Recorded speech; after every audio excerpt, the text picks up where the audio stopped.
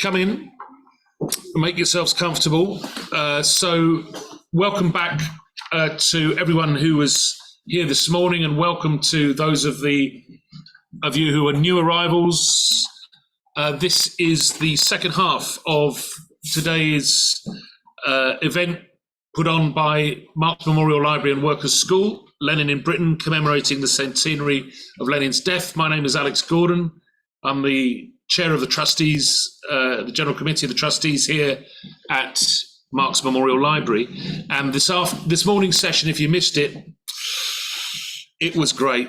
But you'll be able to catch up on it through the recording, which will be on our website. This afternoon, we are turning to the political theory and the political acts and the great creative work of Lenin, which was to put humanity as the agent of history. Lenin's great contribution to Marxist theory was to emphasize the role that humanity, through the agent of the working class and the peasantry, which Mary Davis is whispering in my ear completely unnecessarily,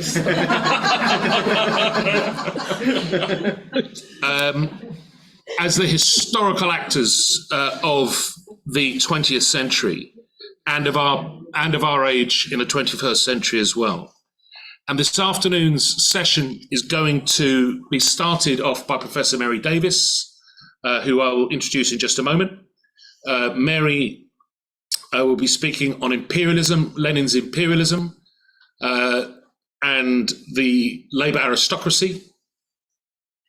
Mary's contribution will last in the region of about 45 minutes. 45 minutes? I don't know, I'm joking.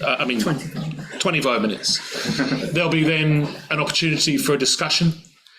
After Mary Davis, we have Dr. Jonathan White with us, who is a lecturer at Marx Memorial Library, and he'll be talking about Lenin's The State and Revolution, several copies of which are on display upstairs in the reading room. And then finally, later on this afternoon, we have I better not say, our good friend and comrade, Vijay Prasad, who will be joining us to talk about Lenin's What Is to Be Done. So that's the order in which the speakers are going to come. We'll have questions after each speaker and a short discussion, and I'm going to try and keep it all to time. So having made that introduction, I want to just say, I'm going to hand over to Professor Mary Davis. Mary is one of the foremost Marxist historians of the labour movement and of the women's movement in Britain, and she is the secretary of the Marx Memorial Library, and she's going to be addressing us on Lenin's imperialism and labour aristocracy. Over to you, Mary. Thank you. Well, I want to show how Lenin's theory on imperialism and the labour aristocracy helps us to understand a key question in British labour history. I don't think Lenin knew that he was going to answer this question, but actually I think he has. And the key question for British labour historians, and particularly for British communists, is how do we explain British labour movement's exceptionalism compared to continental Europe in relation to the key question, why was there not a mass Marxist party in Britain, as there was in almost every other European country? This is a question I think that is well worth thinking, well, not only worth thinking about, it's worth understanding. And I think, well, I'm going to try and do it using Lenin's theory of imperialism and the labour aristocracy. I want to build on a very important, at least I think very important, article and talk that Eric Hobsbawm gave in 1970, and this was on the 100th anniversary of Lenin's birth. It's been reprinted in, actually I think it was in Monthly Review to start with, but anyway, Hobsbawm says that the subject, this is of the aristocracy of labour, he says the subject is one which can appropriately be treated by a British Marxist, since the concept of an aristocracy of labour is one which Lenin clearly derived from the history of British 19th century capitalism. His concrete references to the aristocracy of labour as a stratum of the working class appear to be exclusively drawn from Britain, and that's quite true in my opinion. So I'm not going to say too much about Lenin's theory of imperialism, which he wrote the pamphlet, well, it's not more than a pamphlet, in 1902, because in some senses, Lenin's theory of imperialism did not relate immediately to British imperialism. Lenin talked about the 5 main features of imperialism, which I won't go into, but I think you probably all know that imperialism leads to war. It was the merger of finance and industrial capital. It was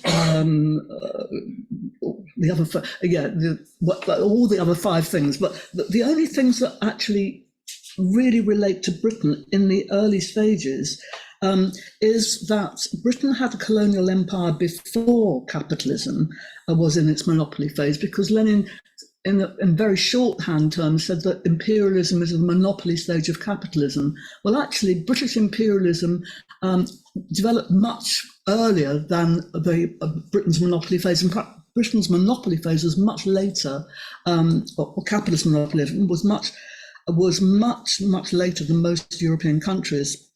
And neither Marx nor Engels lived to see the imperialist epoch of world capitalism, and this began really in the last quarter of the 19th century, particularly from 1880 onwards.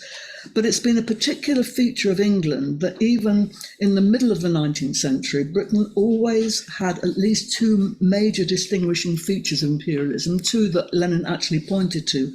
One was a vast colonial empire, and the second was monopoly profit, due to her monopoly position in world trade. In both respects, England at that time was an exception among capitalist countries. And Marx and Engels analysed this exception quite definitely. Really, this is the key thing to understand why opportunism and the split in the labour movement occurred in Britain much earlier than any other European country. And that's and therefore, in addition to imperialism, the highest stage of capitalism being an important work for us, we also have to look at Lenin's imperialism and the split in socialism. And it's, I think, a very, very important issue. This is the key, I think, to understand why there was not a mass Marxist party in this country, but I'll come on to that in a moment. So basically, if we look at the period where when the trade union movement in this country was, or modern trade union movement was formed from the mid-19th century onwards, this was the period of what could be called the Great Victorian boom. So we're talking about mid-19th century capitalism, and this was the period in which the labour aristocracy was established. In other words, this was before Marxism, it was pre-Marxist, and what this labour movement period counted for, in which the labour aristocracy was established, was reformism. And this is the issue that we need to understand about Britain. What we're seeing is the triumph, or not the triumph, but the emergence of reformism rather than revisionism. There was no Marx to revise at this time, at least. There was some, but it wasn't the major Marxist work hadn't been established then. So by the mid-19th century in Britain, Britain had overcome the dislocation associated with the first country to industrialise. Britain was the first industrial nation. And that first phase between 1780 to 1850 was a very, very dislocated period where the economy went up and down, slump boom, slump boom. It was also a phase which saw the most militant working class movement imaginable. In fact, Chartism was not just a movement; it was also it was the first political party of the working class to be established anywhere in the world. But this changed in the mid-19th century, and that change really needs to be, that's what I want to look at, because this is when we do see the emergence of a labour aristocracy. So Britain from 1850 onwards began to reap the benefits of her early lead, and she entered into a second phase of industrialisation, one which was much more broadly based than the first. The first phase was dominated by the cotton industry only, but by 1847, the railway network had been established, and this stimulated the growth of a huge capital goods industry based on coal, cotton, and the staple industries therefore being coal, cotton, and engineering, which really were absolutely the dominant part of Britain's industrial wealth. So basically, until the 1870s, you could say that these industries, there were others associated with it, flourished in a unique period of steady, uninterrupted growth, punctuated really by only two short depressions, one in 1857 and one in 1866. So in other words, what I'm saying is that by mid-19th century, Britain had acquired an absolute monopoly, not just of industrial strength, but a monopoly of world trade. Britain really can be credited, if you want to use the word credited, with being effectively the workshop of the world. By 1870, Britain accounted for 2/3 of the world's production of cotton goods, half the world's output of coal and iron. And this was complemented by a policy espoused after 1846 of free trade. Very, very important in this. It changed later, but very important at this stage. So tariff duties were gradually removed, and during the 1860s, many other European countries removed their tariffs, thereby allowing Britain access to some of the most important, profitable markets on the most advantageous terms. But also, of course, Britain had a colonial empire which was absolutely unrivaled and unthreatened by any other European country at that point. That changed by the last quarter of the 19th century, but at that point it was unchallenged. And in fact, Britain was so confident in her domination of world trade and the colonial trade, which the colonies were used not just to plunder their raw materials, but also they were also an important export market, although that's another story. But the colonies, Britain was so confident that actually said that they don't really need to do much about the colonies. In fact, there was a colonial reform society that emerged in the mid-19th century, which argued for a freer relationship between Britain and the empire. They never gave up any colonies. They didn't, but they didn't need to spend an awful lot on colonial administration because there was no threat to them.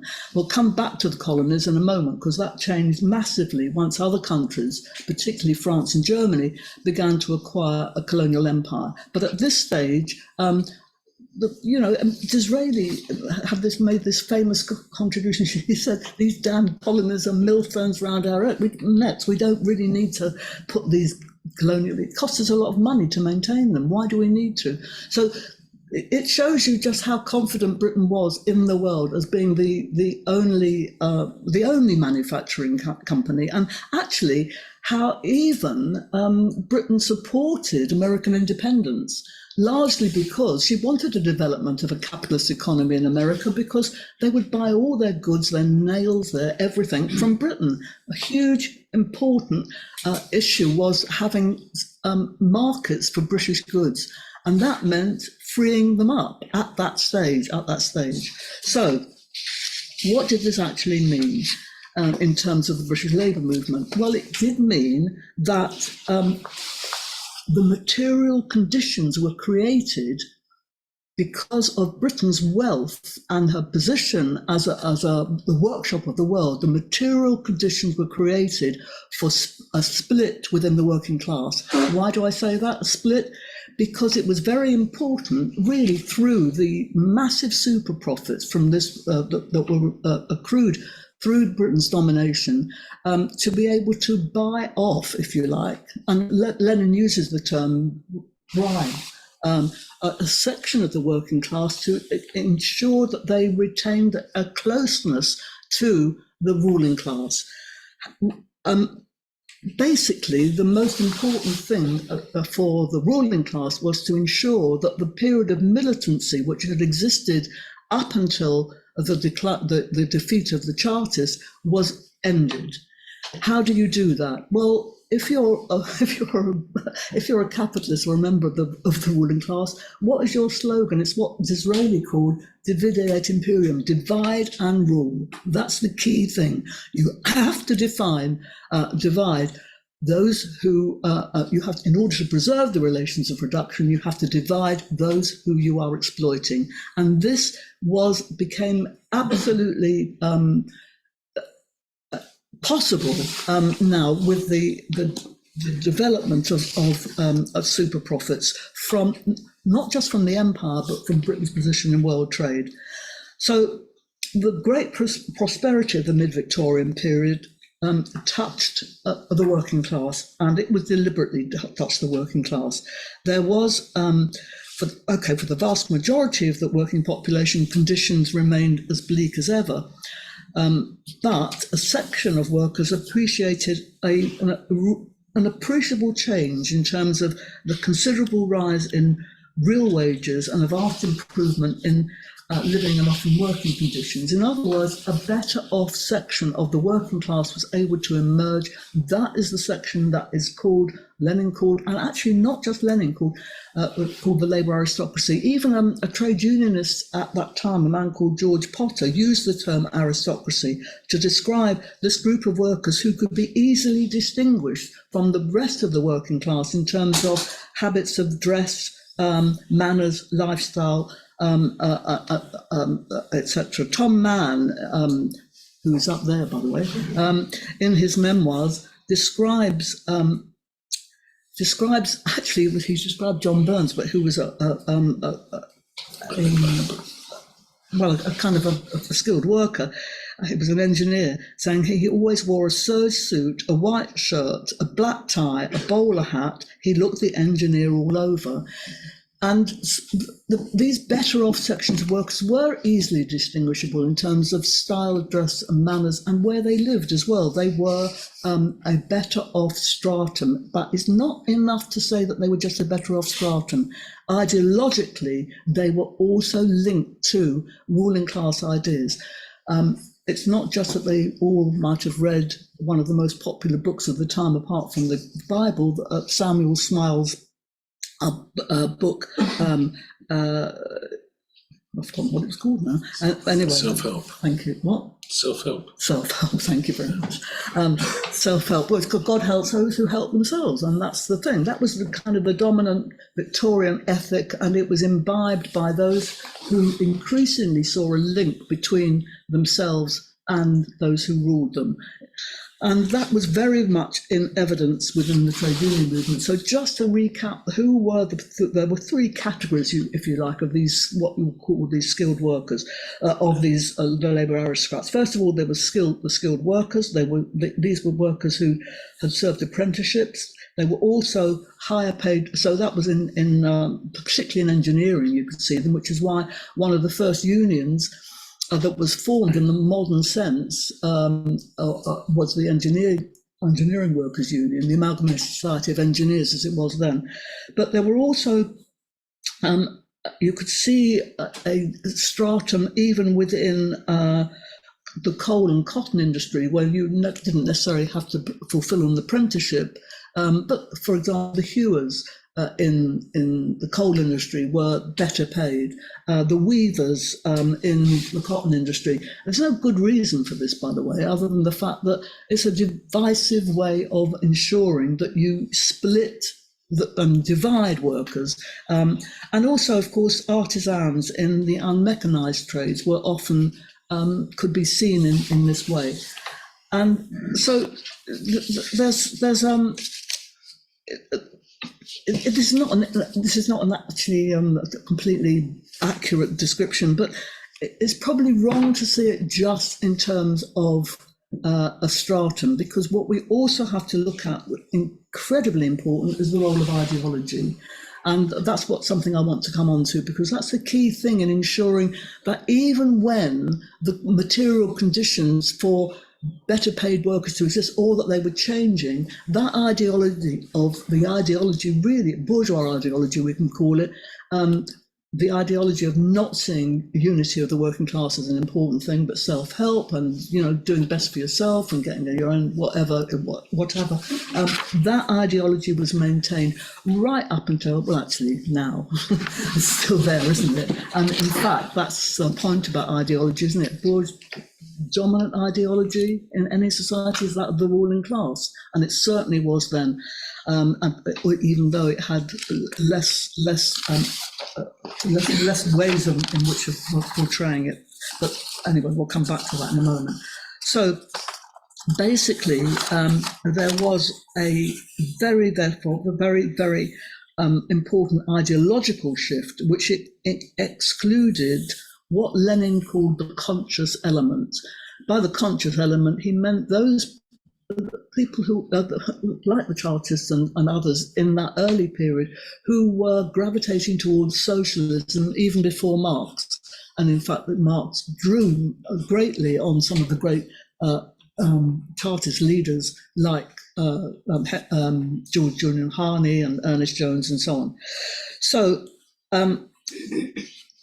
so how did this manifest itself in this labour aristocracy in terms of the labour movement? Well, I've hinted that before. Basically, it was if we look at the development of the trade union movement from the 1850s onwards, very, very different from the early period, where you saw general unions, very political unions being formed, like the Grand National Consolidated Trade Union. Now, this was very, very different. Trade unions from the 1850s onwards developed in what was called the new model. They're often called new model unions. This was actually a phrase used by Sidney and Beatrice Webb, and Lenin read the Webbs. I mean, it was one of the only books on British trade unions around at the time. I mean, it's not a very good book, but nevertheless, it was there. So trade unionism revived after the demise of Chartism, but it was very clear that it was very different from the trade unions of the early period, very different. So, as I said before, the most famous, the first one to be formed along these lines was the ASE, the Allied Society of Engineers, in 1851. Actually, he was a member of that, but it changed later on. But at this point, these unions on this new model were clearly were very much like modern trade unions. They had national headquarters. They were organised nationally. They had they employed people to do the work for them. They were highly centralised, high subscription rates. The ASC charged a shilling a week. That's a lot of money in those days. So it was clearly only better paid, only for skilled workers. Women, of course, the new model was used by many of the other unions, and all of those unions together, the leadership formed what was called the junta, what the Webbs called the junta, which then became the basis of the formation of the TUC in 1868. And very much the characteristic feature of these unions were that they were very slow to, if I tell you what the slogan of the engineers was, defence, not defiance. In other words, don't use the strike weapon. The strike is a double-edged weapon because it can be turned against you. What we can be sure of doing, according to the engineers and many others, is using the skill and the scarcity value of our labour to ensure that we get really, really good wages. And it worked. Certainly worked until the last quarter of the 19th century. Oh God, really? Oh shit! Halfway there. Okay, so that was the new model, and they were rewarded by social reform and the 1867 Reform Act, where most of these people got the vote. So, what about the epoch of imperialism? So, by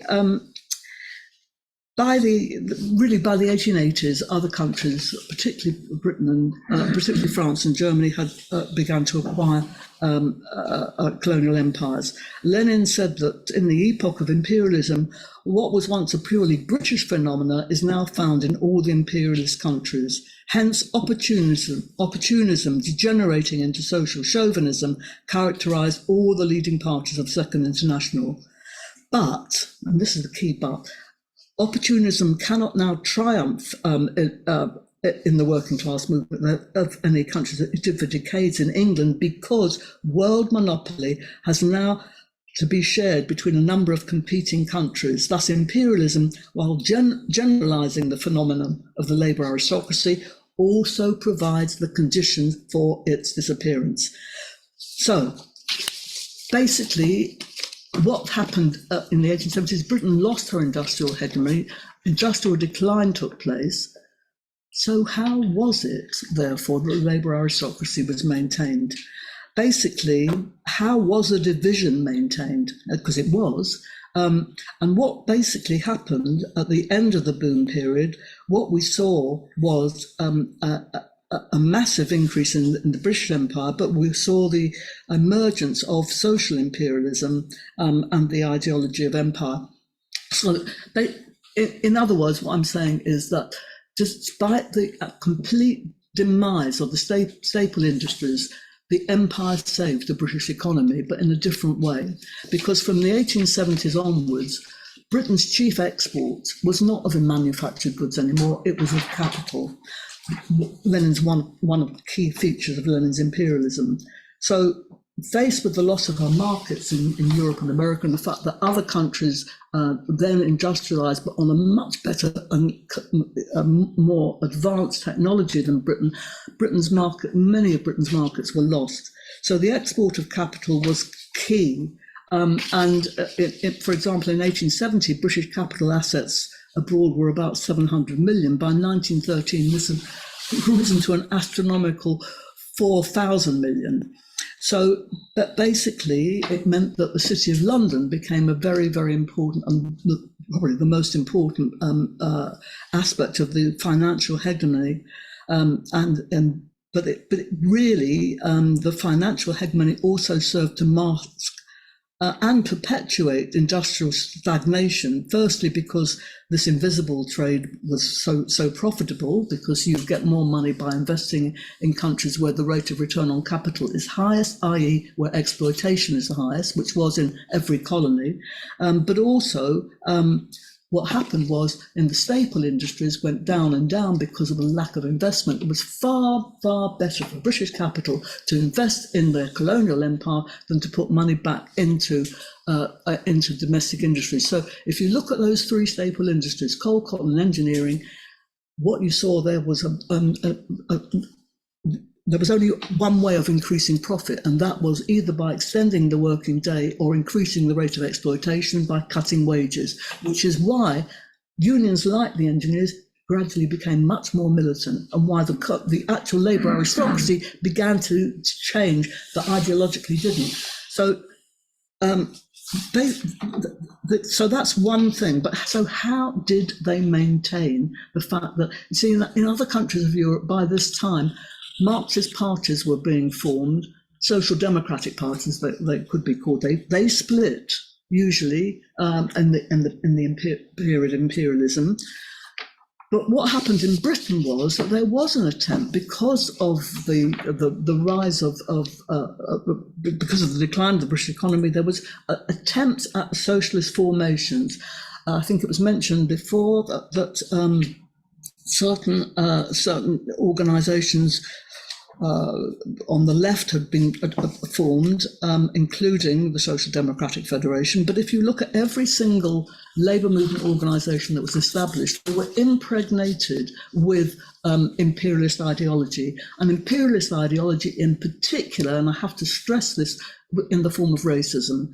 Racism had underpinned slavery. It wasn't a new phenomenon, but from the 1880s, racism was dressed up in a new pseudoscientific garb and given a popular massive appeal through an expanded ideological apparatus of the state.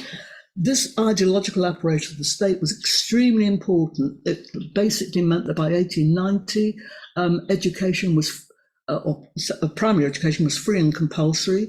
Therefore, you had a popular press, all utterly, a bit like ours today, dominated by capitalist ideology and absolute virulent imperialism. If you look at, for example, as I've looked at all the other ways in which ideology could be spread and disseminated, this period is extremely important. So, for example, if you look at, or as I have looked at thousands of them, school geography and history textbooks, all of which had the most appalling notion of Britain being the sort of the master race, and the rest of it, they were just, well, chimpanzees. And that I could quote you some of these things, your hair would stand on end. Maybe it wouldn't, but if you've got any hair. So the popular press, music hall songs of 2 minutes, okay. And social imperialism, key. Cecil Rhodes's infamous speech in the East End: if you want to avoid civil war, you must become imperialist. We have to smash socialism in the bud. So aggressive, we had scholarly writings were providing some intellectual justification of Britain's racial superiority. Benjamin Kidd and Carl Pearson, who subverted Darwin's theory of evolution on the survival of the fittest. So Fabian Society was aggressively pro-imperialist. They formed the coalition of the coefficients with the Liberal Party in order to disseminate racist and pro-imperialist ideology, and the record of the Marxist left was little better. For example, the Social Democratic Federation, you've mentioned him this morning, H.M. Hyndman, toe rag, and eugenics, this whole notion of the master race was a virtually established and unquestioned orthodoxy. I mean, it really, really was. You have to look at the literature of this period. I haven't got time to give you all the examples, I know, and I won't. So, in other words, basically what happened was, and this is my conclusion, honestly, I promise, is that the impact of imperialism and the labour aristocracy in Britain was to stunt the growth of socialism, not to split it, as happened in Europe, because basically the socialist movement, which was beginning to resurrect itself in this country in the 1880s, was caught on a tidal wave of imperialist hysteria and racism, and was weakened by it. So the labour movements of other European countries were affected by imperialist propaganda and practice, but in the main, most of the countries of continental Europe had established independent socialist parties by the last quarter of the 19th century. But that hadn't happened in Britain. So basically in Britain, with the exception of the Chartists in the first half of the 19th century, trade unionism took precedence over socialist politics. We know that, don't we? Because it was unlike any other European country. In Britain, it was the trade unions that formed the political expression of the labour movement, i.e. the Labour Party. But when that happened, and it took a long time for it to happen, when the unions recognised at long last that they couldn't rely on the Liberal Party to represent their interests, which they had done for a long, long time, from the time they won the vote in 1884, you saw the phenomenon of liblabism. In other words, Labour, the Liberals, cleverly thinking, oh, we can get their vote, so we'll allow a working class person to stand in one of our constituencies under the Liberal banner. And liblabism was a phenomenon. So it took ages, eventually, for a Labour Party, and it was hardly even a Labour Party to start with. The resulting formation was the Labour Representation Committee in 1900, which was a compromise between a barely established socialist tradition, that was the Independent Labour Party, and the older incorporated liblabism. So basically, the Independent Labour Party paid an enormous price for its efforts. It sacrificed both its socialism and independence for the sake of unity. The end result was a Labour Party, the ideology of which could best be described as labourist rather than socialist. That is to say, in Britain, and this is where Lenin's work really ensures that we can understand this, that it was reformism, not revisionism, that triumphed, and why the potential for forming a mass Marxist party went by the wayside, because the mass party of workers, insofar as you can call it that, was eventually the Labour Party. And that was very unlike any other European country. So Lenin's contribution, I think does help to us to understand that. I haven't got time, and I know you won't let me have the time, to say how this developed in the 20th century, particularly when the Labour aristocracy was in decline and there was a big upsurge in mass militancy, particularly from during the First World War, period 1910 to 1914, and up to the general strike. And this is where the ruling class was so clever, because there was much more social imperialism, and we call it Lloyd Georgeism, really, real attempts to improve the lot of workers, but ensuring that their political wing remained compliant and utterly compromised. So, thank you very much, Mary.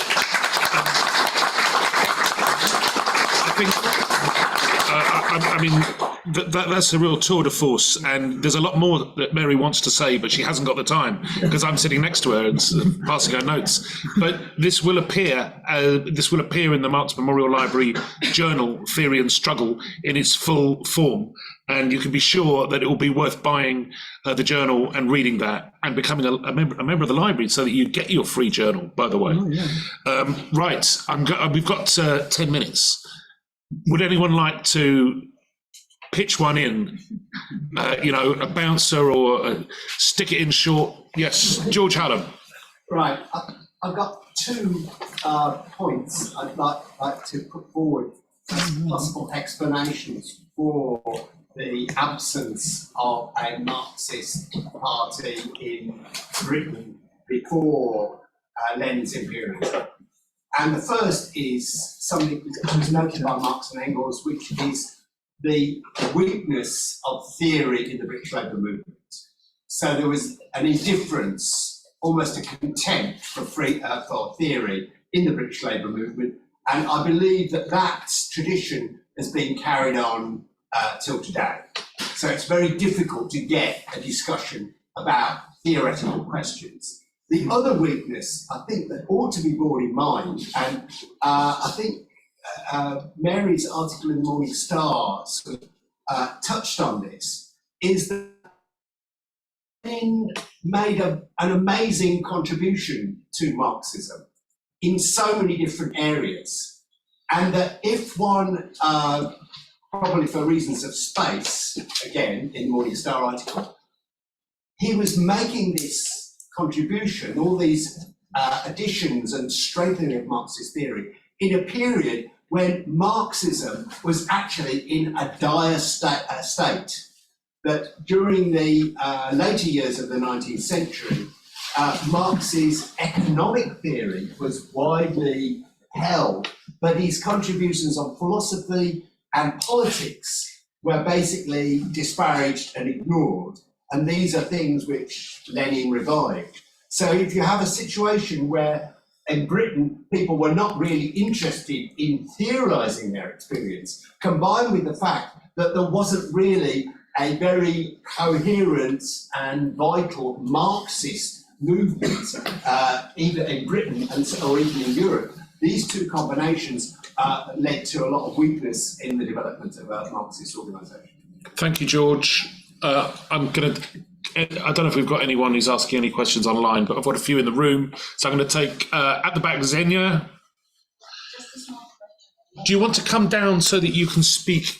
No? Okay. I might have to repeat your question so that people online can hear it. It's very small, very practical. What can be done to wake up working class consciousness right now?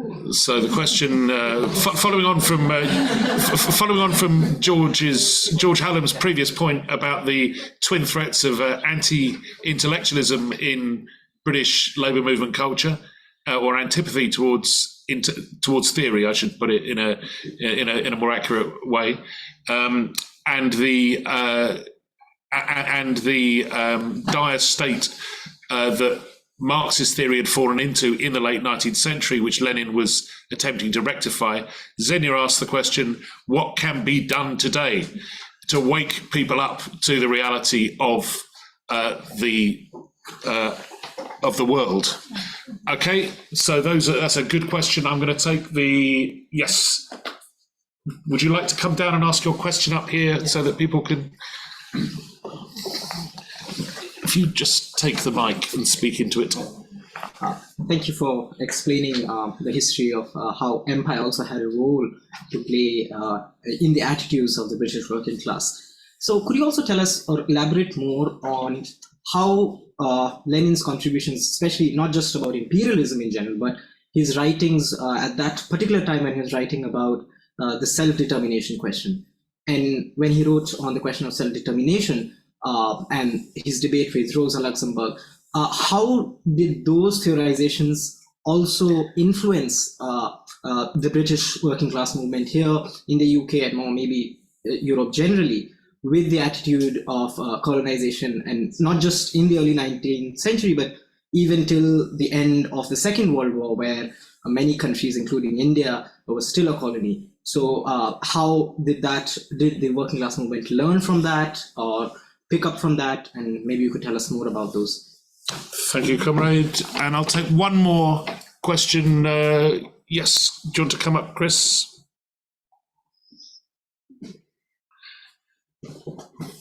The reason I'm making people walk up here is so that they can hear them online. It's not the walk of shame or... So my question is relating to labour aristocracy, because I was reading one of the sections of What Is to Be Done the other day, where he's talking about,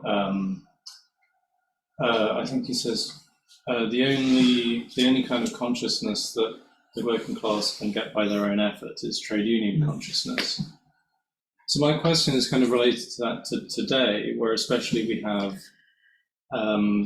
the idea of young professionals, people with a certain level of education that go into high-paying jobs, etc. But they reject all of that, even the trade union consciousness, and only then to find out that when they're part of a mass layoff in big tech, that they are actually still in the working class. So my question is related to that, and to whether there is, then perhaps, is an element of the resistance in Britain especially to even just that trade union consciousness kind of an example of how we have a lot of people with perhaps an unconsciousness where they're not even conscious of their real role, even to the point of representing themselves. Okay.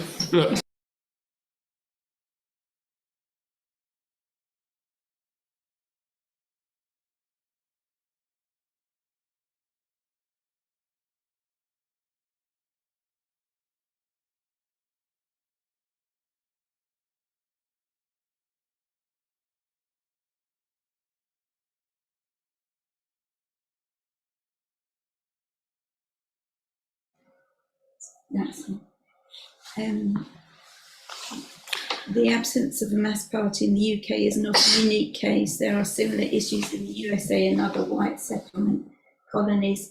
How to explain that with your framework?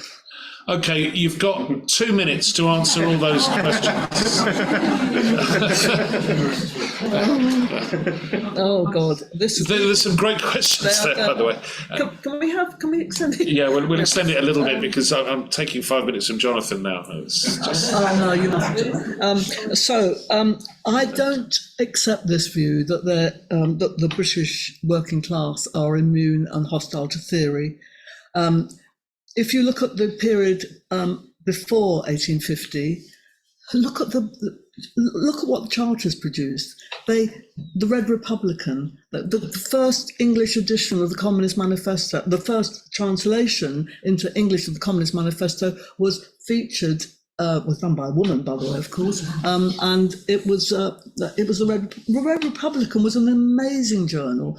The Northern Star, which was a daily paper, became very, very concerned with ideas. The Grand National Consolidated Trade Union was the first organisation ever to argue for equal pay for women. And this was a theoretical argument. They argued they weren't going to have it called. They had the Pioneer had a page which was called a page for the ladies, and the women said, no, this is a women's page. But this was theory. This was basically the Chartist movement, after it became a political party, advocated for the Charter and something more. It was a socialist organisation.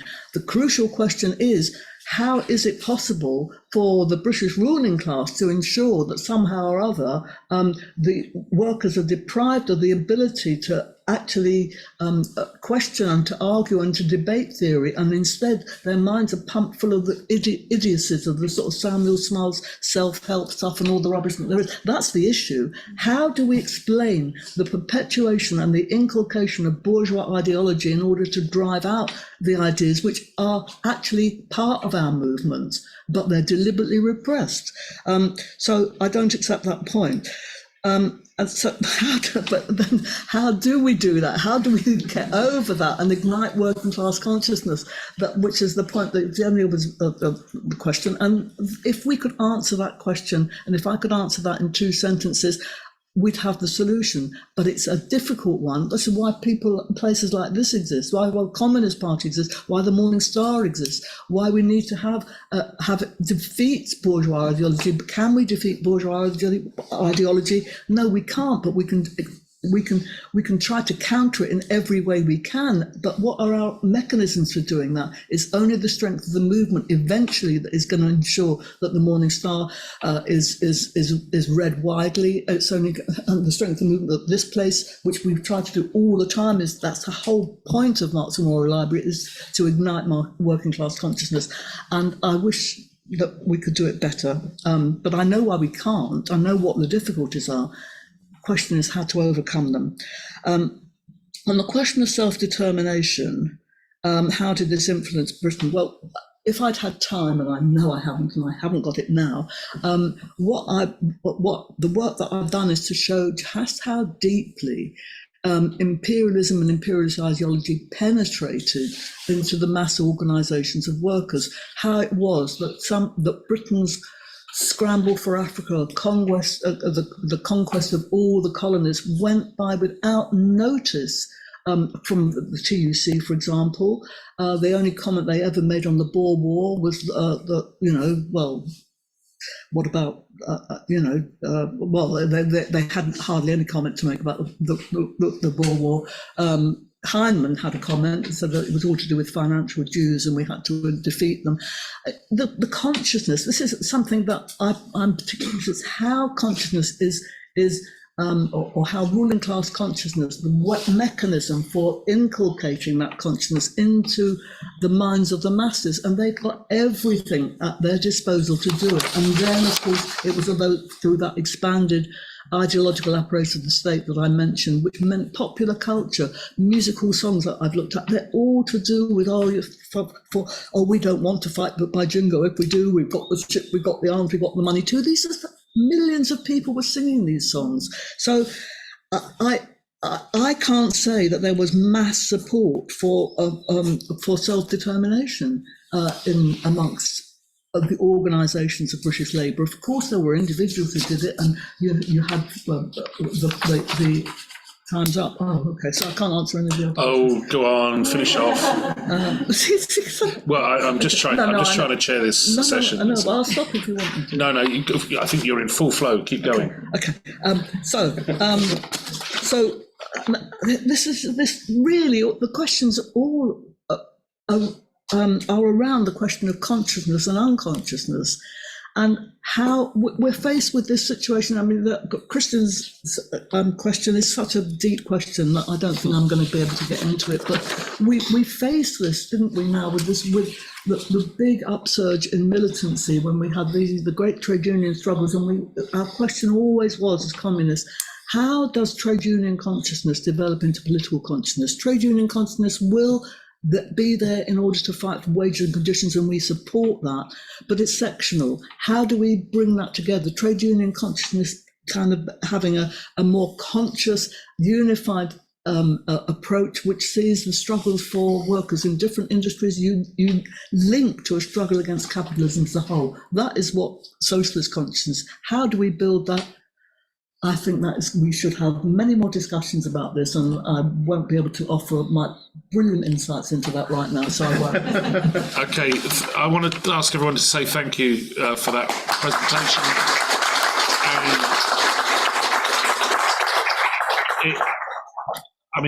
Thought-provoking doesn't really begin to describe it, but that will be written up as a full paper for our journal. And I would encourage you, therefore, to become a member of the library so that you get a copy with your membership. It now gives me great pleasure to invite Jonathan White to join us. So Jonathan White is currently he's currently tutoring a series of classes on the state and revolution. Lenin's famous pamphlet written during the cut and thrust of the July days in 1917, while he was living underground or incognito in a grass hut somewhere on the outskirts of Petrograd. So it is the study of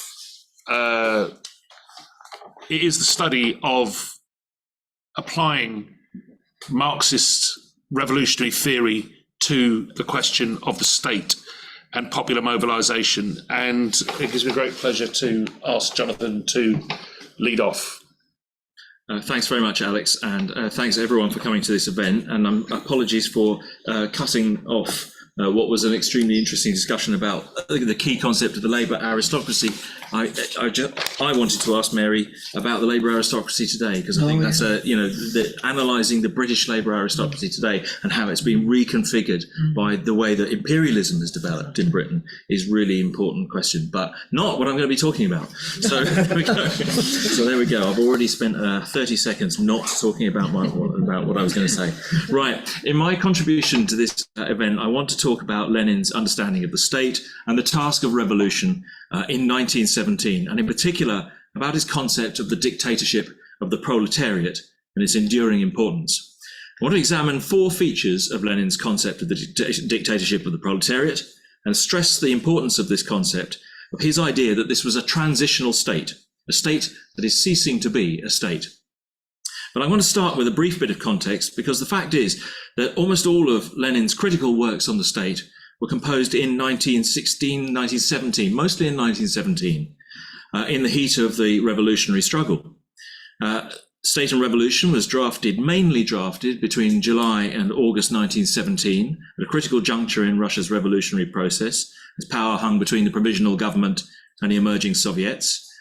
Can the Bolsheviks Retain State Power was published in September 1917, and The Impending Catastrophe and How to Combat It was published in late October, in the immediate wake of the Second Revolution. The structuring context for Lenin's writings were his and the Bolsheviks' understanding that the First World War was a direct consequence of imperialism, a new stage of capitalism. And the basis for this new stage lay in the growth of internationally oriented monopolies and finance capital, and their increasing fusion with an expanding state apparatus. The imperialist war acted as a particle accelerator of the contradictions within this phase of capitalism, hastening the expansion of the state apparatus into more and more areas of economic life, driving the impoverishment of workers, as well as creating the basis for new revolutionary alliances between working classes and peasantries in the peripheral capitalist states. These were seen as weak links in the chain of capitalism that could set off wider revolutionary processes within the imperialist core. For Lenin, the shocking ideological collapse of the Second International and leading Marxist figures in particular within the powerful German social democratic movement needed to be understood as a consequence of the influence of revisionist ideas, and this links directly with what Mary was saying, within the Marxist movement, And consequently, for Lenin, the influence of bourgeois ideas had to be ruthlessly countered within the remaining Marxist movements. With the February Revolution and the implosion of Tsarism, Lenin believed the Russian working class faced a simple choice: forward movement in the revolutionary process or a relapse into autocracy. The dual power situation couldn't hold. So the Bolsheviks and their growing majority within key sections of the Russian working class had to be won to an understanding of the importance of the dictatorship of the proletariat, because this was the precondition of any progress. So I'm going to have a focus a little bit in on what Lenin meant by the dictatorship of the proletariat, and this claim in particular that it represents a transitional state, a state which is ceasing to be a state.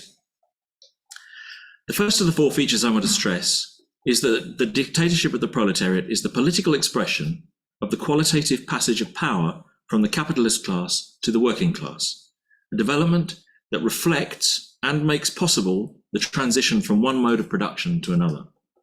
As Marx expressed it in the Critique of the Gotha program, between capitalist and communist society lies the period of revolutionary transformation of the one into the other, and corresponding to this is also a political transition period in which the state can be nothing but the revolutionary dictatorship of the proletariat. When the ruling class is, I'm not quoting anymore, I'm now extemporizing. When the ruling class is unable to rule in the old way and the working class and its allies are unwilling to be ruled in the old ways, it's possible for power to pass from one class to another.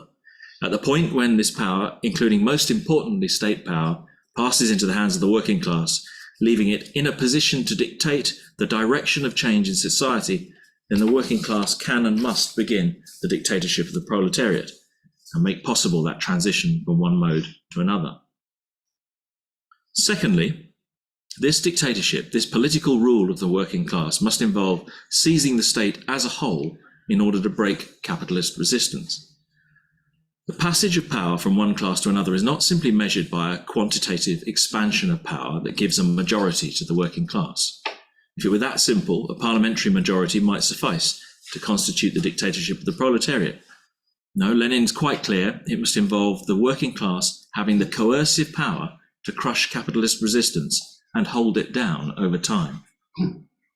However, notably in State and Revolution, Lenin is optimistic about how much coercive power will be needed because of the quantitatively larger scale of the ruling class in the dictatorship of the proletariat. The state in the dictatorship of the proletariat is, he says, no longer a state in the proper sense of the word, for the suppression of the minority of exploiters by the majority of the wage slaves of yesterday is comparatively so easy, simple, and natural a task that it will entail far less bloodshed than the suppression of risings of slaves, serfs, or wage laborers, and it will cost mankind far less. So this is the first sense in which Lenin describes the dictatorship of the proletariat as a state that is ceasing to be a state, a transitional state, because its coercive activity should be quantitatively reduced by the alteration of the class power underneath it. Thirdly, the dictatorship of the proletariat must dissolve the concentrated power of the state. In State and Revolution, Lenin went back over Engels and Marx's writings on the state and recovered their unique and dialectical understanding of its essence. The state, they argued, is a special body that comes into being with the division of society into antagonistic classes under capitalism. This antagonism is what creates the need for special bodies of armed men, supposedly above society, but in reality guaranteeing the everyday economic exploitation of the capitalist order. Over time, this machinery becomes perfected, developing a bureaucracy, a standing army, and in many cases, a democratic shell through which the state projects its supposed independence. However, the state remains parasitic on the bourgeoisie through networks of material ties that bind it to the existing order. At the same time, the very form of the state as a concentration of force and authority, presenting itself as above society and independent of partial interests, reinforces its ability to uphold the capitalist order. The form and substance of the state, then, are inextricably tied to the capitalist mode of production. So much is, in essence, Marx and Engels' analysis of the state. In the Civil War in France, Marx argued that the Paris Commune represented the first proletarian experiment in dissolving state power in this way. The commune, for Marx, represented a material development in struggle that showed the working class beginning to break apart and dissolve the concentrated force of the state. Writing in 1917, Lenin saw the emergence of the Soviets, elected committees of workers in deputies, in factories, military units, and among peasants, in similar terms as a material development out of working class struggle, and one that was of the utmost importance. I'm going to do a lengthy quote from Lenin here, for which I make no apologies. The Soviets are a new state apparatus which, in the first place, provides an armed force of workers and peasants. And this force is not divorced from the people, as was the old standing army, but is very closely bound up with the people. From the military point of view, this force is incomparably more powerful than previous forces. From the revolutionary point of view, it cannot be replaced by anything else. Secondly, this apparatus provides a bond with the people, with the majority of the people, so intimate, so indissoluble, so easily verifiable and renewable, that nothing even remotely like it existed in the previous state apparatus. Thirdly, this apparatus, by virtue of the fact that its personnel is elected and subject to recall at the people's will without any bureaucratic formalities, is far more democratic than any previous apparatus. Fourthly, it provides a close contact with the most varied professions, thereby facilitating the adoption of the most varied and radical reforms without red tape. Fifthly, it provides an organizational form for the vanguard, i.e. for the most class-conscious, most energetic, and most progressive section of the oppressed classes, the workers and peasants, and so constitutes an apparatus by means of which the vanguard of the oppressed classes can elevate, train, educate, and lead the entire vast mass of these classes, which have, up till now, stood completely outside of political life and history. Sixthly, it makes it possible to combine the advantages of the parliamentary system with those of immediate and direct democracy, i.e. to vest in the people's elected representatives both legislative and executive functions. Compared with the bourgeois parliamentary system, this is an advance in democracy's development which is of worldwide historic significance. In the dictatorship of the proletariat, then, for Lenin, the state is ceasing to be a state because its organs are being subjected to the new emerging state apparatus that embodies working class power, the Soviets. Finally, the dictatorship of the proletariat not only dissolves the concentrated power of the state, it emancipates new relations of production, creating new transitional state forms in the process. In the Civil War in France, the critique of the Goethe programme and elsewhere, Marx and Engels had explained that the dictatorship of the proletariat was the political tool tasked with uprooting the property relations of capitalist society. Lenin applies this to the more developed conditions of 1917. Drawing on his analysis of imperialism, Lenin argued that a new stage of capitalist development had been reached, characterized by the emergence of large monopolies, finance capital, and new levels of state intervention aimed at keeping capitalism going. And this he called state monopoly capitalism. And it represented what he called the threshold of socialism. Why did Lenin claim this? Because it presented the working class with new instruments of social production, only requiring to be freed from the straitjacket of monopoly capitalism and private relations of production. And again, I'm going to quote Lenin at some length here. Apologies again. Actually, I didn't apologise last time, I'm apologising this time. In addition to the chiefly oppressive apparatus, the standing army of the police and the bureaucracy, the modern state possesses an apparatus which has extremely close connections with the banks and syndicates, an apparatus which performs an enormous amount of accounting and registration work, if it may be expressed that way. This apparatus must not and should not be smashed. It must be wrested from the control of the capitalists. The capitalists and the wires they pull must be cut off, lopped off, chopped away from this apparatus. It must be subordinated to the proletarian Soviets. It must be expanded, made more comprehensive and nationwide. And this can be done by utilizing the achievements already made by large-scale capitalism, in the same way as the proletarian revolution can in general reach its goal only by utilizing these achievements. So just as Marx stresses the way in which socially organized production educates workers in how to run complex industries, Lenin expands this to encompass the emergence of state monopoly capitalism. The organs of the state that intervene in the production and reproduction of capitalism themselves play an educational function, teaching workers how to operate socialized relations of production until the dictatorship of the proletariat unleashes their full potential. In State and Revolution, this is analysed at length in the chapter on the economic basis for the withering away of the state. And in the impending catastrophe and how to combat it, Lenin's clear that the emergence of state monopoly capitalism represents the threshold of socialism. Socialism, he claims, is gazing at us from all the windows of modern capitalism, for it's merely the next step forward from state monopoly capitalism. Or in other words, socialism is merely state capitalist monopoly, which is made to serve the interests of the whole people, and has to that extent ceased to be capitalist monopoly. So to summarise, these are the central features of the task of the dictatorship of the proletariat, and these are the things that give it its character as a transitional state that is ceasing to be a state. Firstly, the political expression of the qualitative passage of power from the capitalist class to the working class, a development that reflects and makes possible the transition from one mode to another. Secondly, the point at which the working class took state power and deployed it in the interests of the many, not the few, to coin a phrase, a process that would see a lessening of its coercive activity.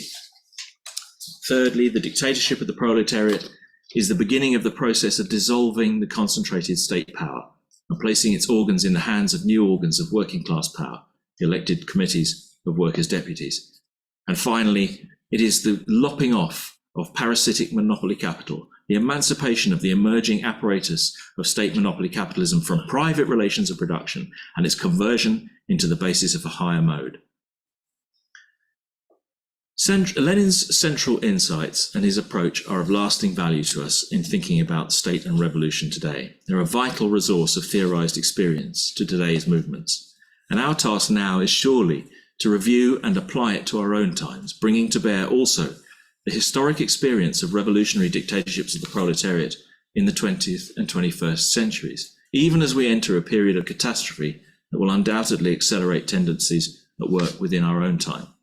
So I'm going to conclude briefly with the 4 minutes and 45 seconds that I've got left, with some very brief reflections on history after Lenin and on our situation today.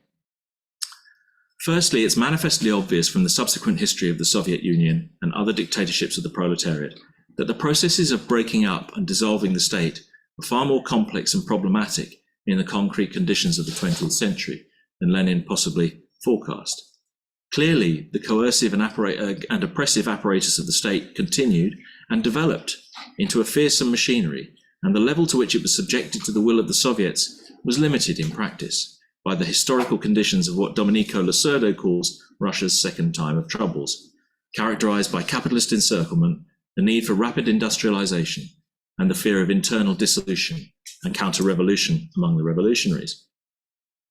Equally, the process of lopping off the capitalists and emancipating the expanded state machinery proved to be more tortuous than Lenin's text suggested, with the collapse of most organs of state monopoly sector during the Civil War. Both the working class and the machinery of what state monopoly capitalism had been building had to be substantially rebuilt by the Bolsheviks. And the subsequent evolution of the Soviet working class and the socialized state production led to intractable problems by the 1980s. Yet important experiments and efforts at renewal were attempted in both dissolving the oppressive centralized state and liberating social production throughout the history of the Soviet Union and the people's democracies of Eastern Europe. And this history is invaluable to the working class movement, and it needs to be studied in depth, free of the kind of cartoon concepts that dominate mainstream bourgeois and, I would say, Trotskyist influenced analysis. Secondly, how does Lenin's analysis assist us in an era where capitalism is characterized by the internationalization of production and the expansion of finance capitalism? In many cases, today's monopolies are not simply national in scale, but organized production, distribution, and exchange within the same firm on an international scale, often within, I've just said that. Similarly, the expansion of finance capital has brought with it privatization of industries and services, and what appears to be a reversal of Lenin's claim to be on the threshold of socialism. In reality, I would suggest these developments are more uneven and less homogeneous than they appear, Far from disappearing or being rolled back, state-owned enterprises remain of paramount importance in some states, and in some ways are becoming more globally significant than they were, especially, but not only, those in China. Equally, the stagnation of accumulation in the imperialist capitalist core states, coupled with the inability of neoliberal national states to be able to ensure the reproduction of their populations under the pressure of economic and health crises, are both creating pressures for greater state intervention. Back in 1917, Lenin argued that state monopoly capitalism was the threshold of socialism because state monopolies and state intervention contain both progressive and reactionary potentials. They could function for monopoly and finance capital, or they could be made to function for workers. The difference was which class held political power. Today's monopolies and their ruling political representatives will try to ensure that state intervention benefits finance capital.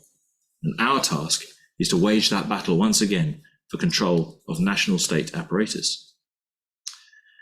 Finally, the question of the oppressive machinery of the state remains acute and has also developed in its form. Military spending is on the rise again.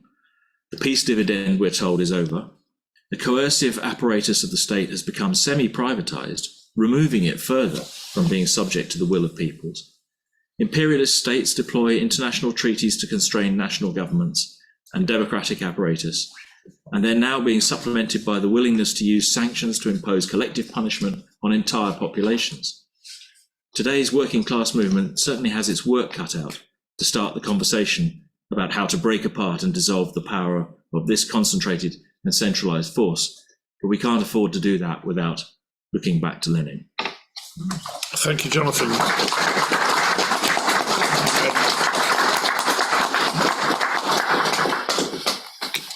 Can I say what confidence it gives one as a chair to have one of the speakers running his own clock? Oh, You know that he doesn't trust me. So I'm just going to say that I have a note here. State and Revolution, written in 1917, but not published in this country until the year after, 1918. It was immediately a key text for those like Willie Gallagher, J.R. Campbell, and guild socialists such as Robin Page Arnott, one of the former librarians at this library, who were then developing concepts of workers' committees, workers' councils, and committees of action in Britain. And it started in Scotland and Belfast in 1919. So that early translation in 1918 had an almost immediate impact and influence on key revolutionaries in this country. And by August 1920, there were councils of action appearing across Britain, in cities and towns across Britain, which were a basis for popular political mobilization led by local trade union councils and the trade union movement, which sought to provide an alternative state form that directly challenged the policies of the British ruling class, most notably in the form of Britain's wars of intervention in the young Russian Socialist Republic.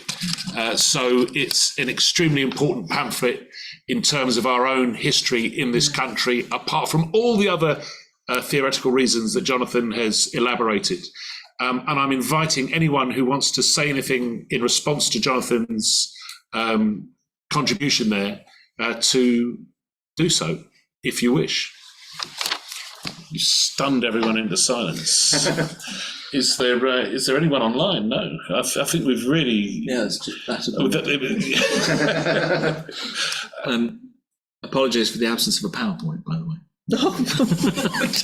See, this is what happens when you don't have PowerPoint. People don't know how to respond anymore. Why did Oh no, that's true.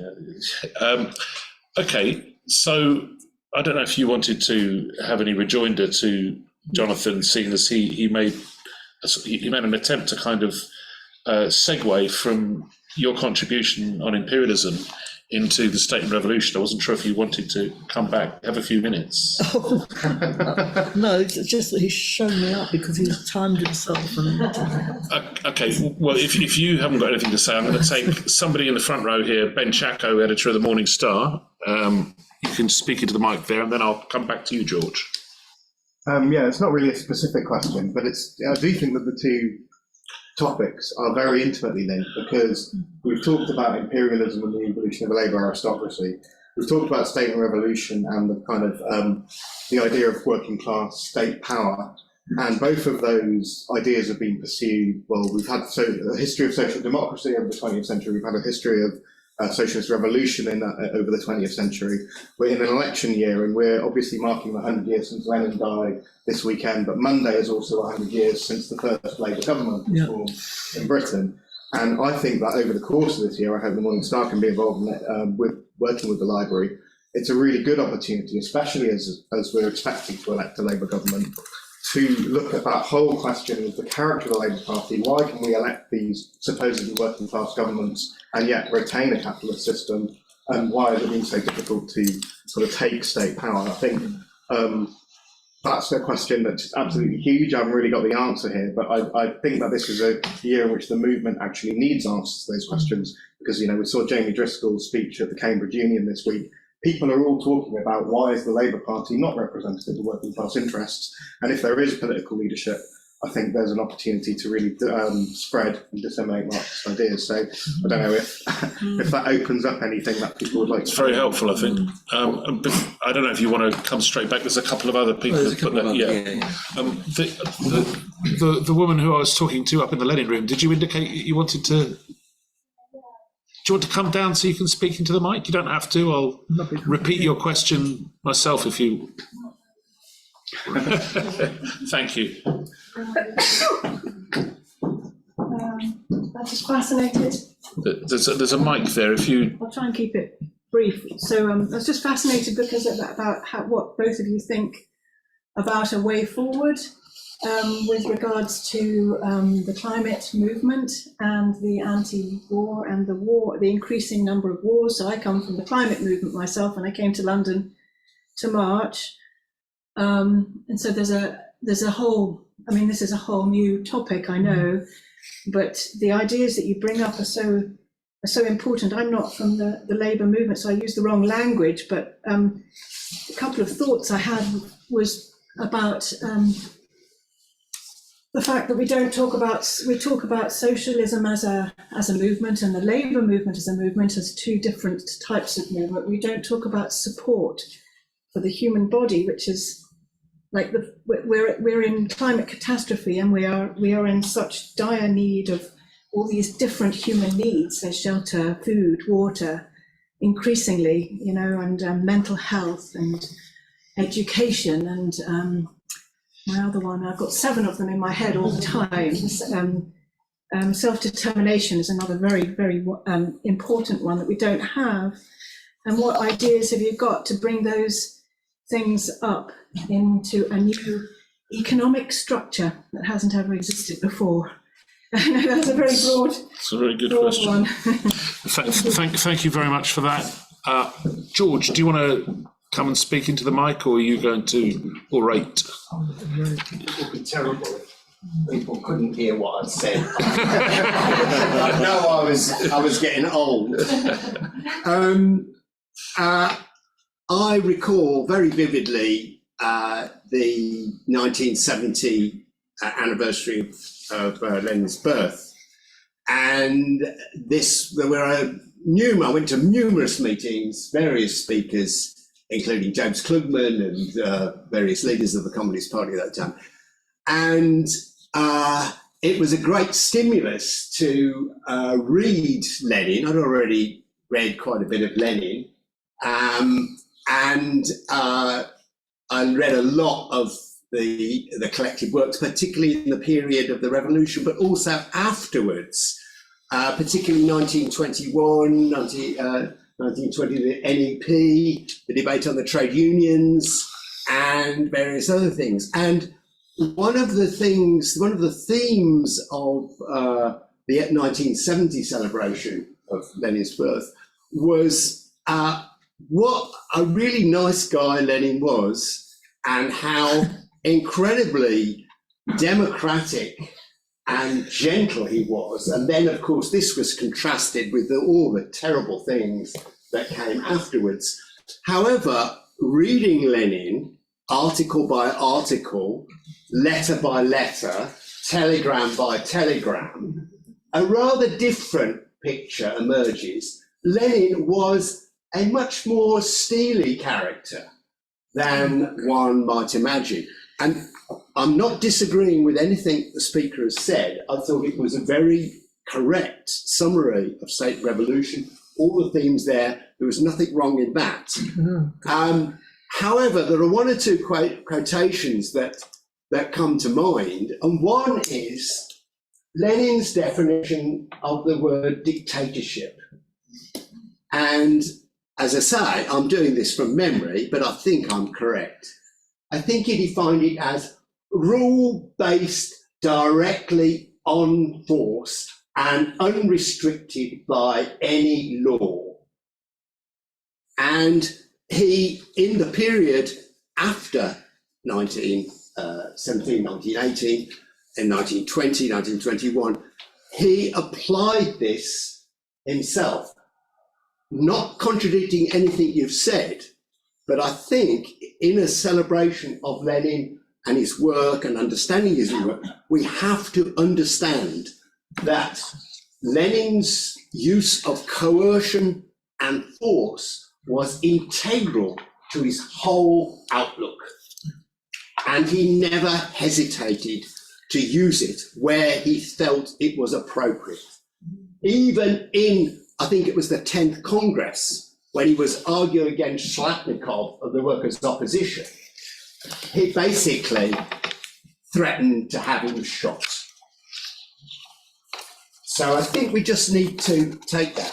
And of course, Lenin's revolutionary achievements and the achievements of the revolution encompass this whole thing, his theory, which you've mentioned, but also his practice, which includes the use of coercion. Thank you very much. Okay, I'm going to allow Jonathan to come back on the points that have been raised.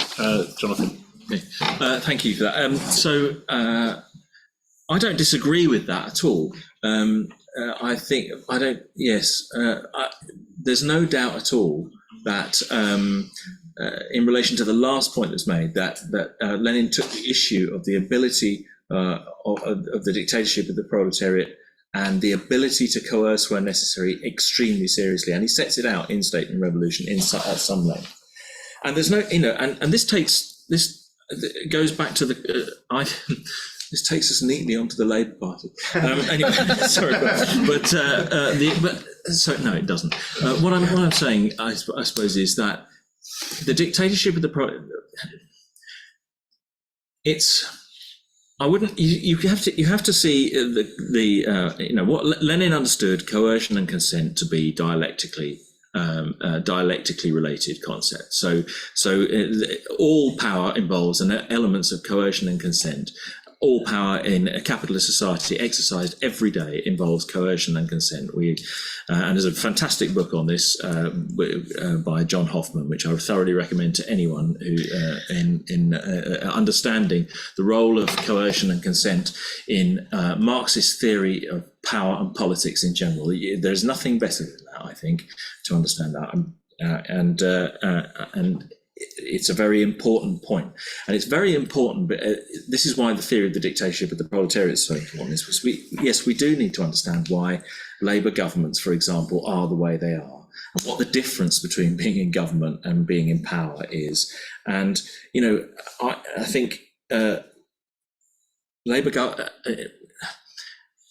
there isn't a hard and fast opposition between electing a government and they can be part of a revolutionary processes, and elections to assemblies were always part of Lenin's political theory at points in time. All the tactics are open are on the table, but the point is that governments will always face the coercive power of the state at some point. Even political parties that want to be governments will always face the coercive power of the state. If we want to think about the issues that I was talking about this, about the Bank of England's role, for example, the other day in essentially inaugurating a coup within the Conservative Party. Right?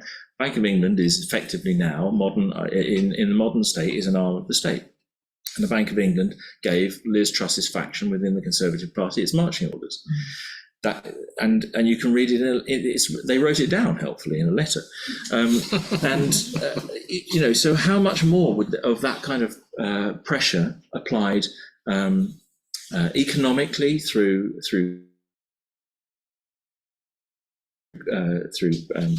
government lending markets, and then informally politically through the Bank of England's governing body and through its connections with the Treasury. How much more of that would have been applied to a Labour government which had come in under someone like Jeremy Corbyn?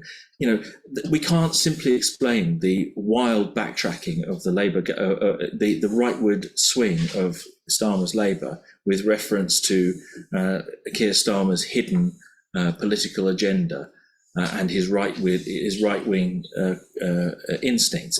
There is a process there going on there, which is essentially about that party attempting to persuade organs of the state that it's going to be safe with the reins of power.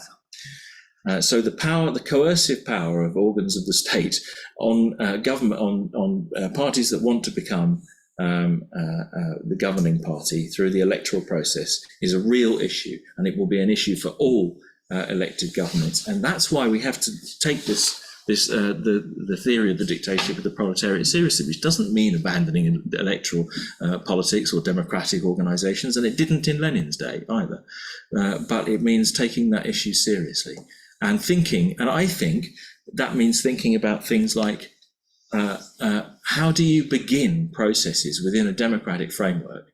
How do you begin processes of dissolving the concentrated power of the state now? Right? What would you do within an elected Labour government, a radical government that would subject organs of the state to greater democratic power, for example?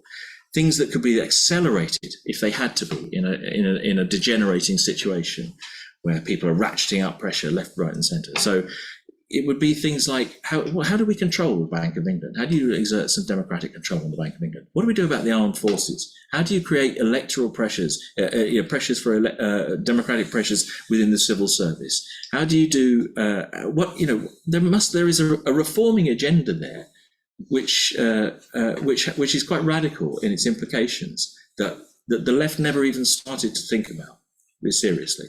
I don't think anyway. Is it radical? Particularly because of the extremely antiquated nature of the British state, as a sort of a modern bourgeois democracy, to have an unelected head of state, an unelected second chamber, it's even amongst its peers, it appears antiquated. And would you just address the question that was raised by the woman at the back there about other struggles? Sorry, yes, absolutely. I think it's a really good question. It's so where Lenin would intersect with this is in his capacity to think about creative alliances. How do you build alliances between people between organizations and groups with wildly different, seemingly different agendas, and create alliances and build coalitions again and isolate the main enemy. So I think that's where Lenin's helpful for this. But I think if you went back to Marx, for example, all of the things that you're talking about a kind of what is about the human, about how do you what am I trying to say? It's all that richness of human needs and how capitalism is a fetter upon the development of humans is all in Marx's early writings in particular, but it runs as a theme throughout his work, and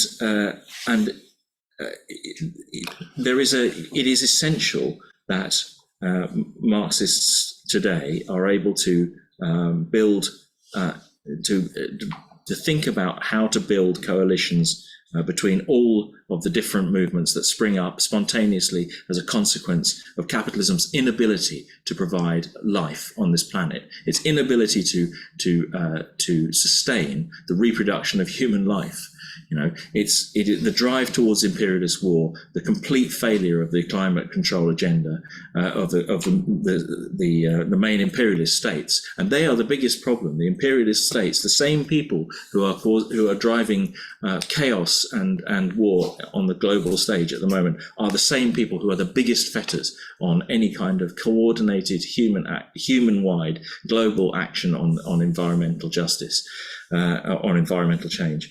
So we have to be able to do that, and I think returning to Marx's idea of a kind of a human agenda based on people's ability, on the inability of capitalism to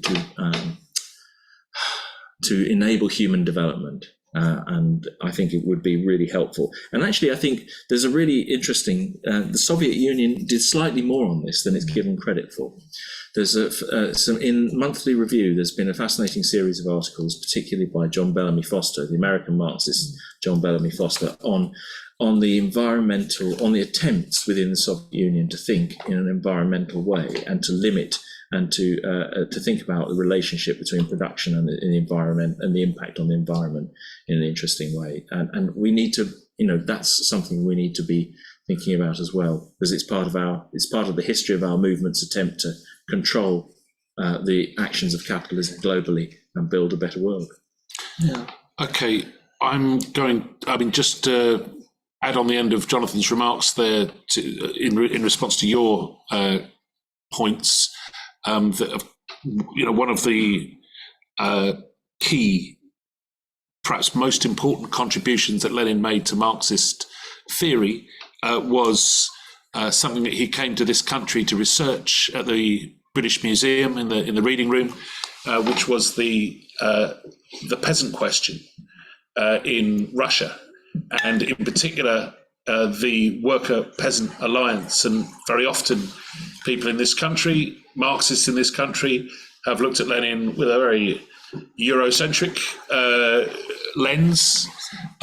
We have been almost completely ignorant, I think, about the importance of the question of the worker-peasant alliance. It is the key contribution that Lenin made to having a revolution, a socialist revolution in Russia, a country where the peasantry formed the majority of the population.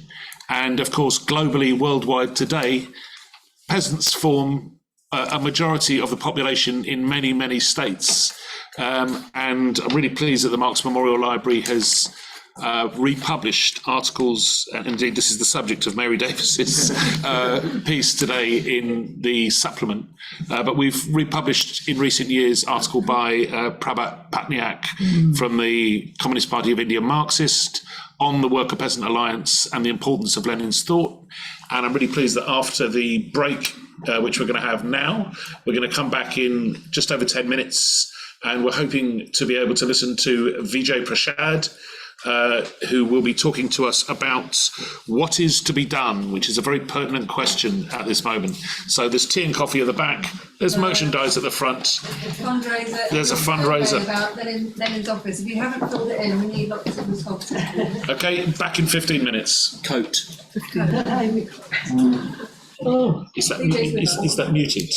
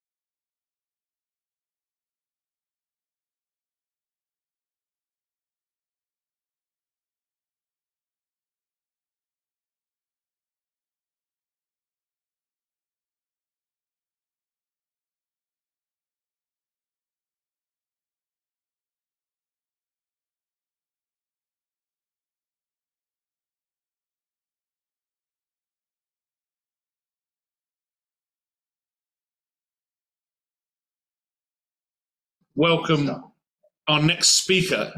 So prepare for the rock star of Marxism. I hope you can hear me. Come on.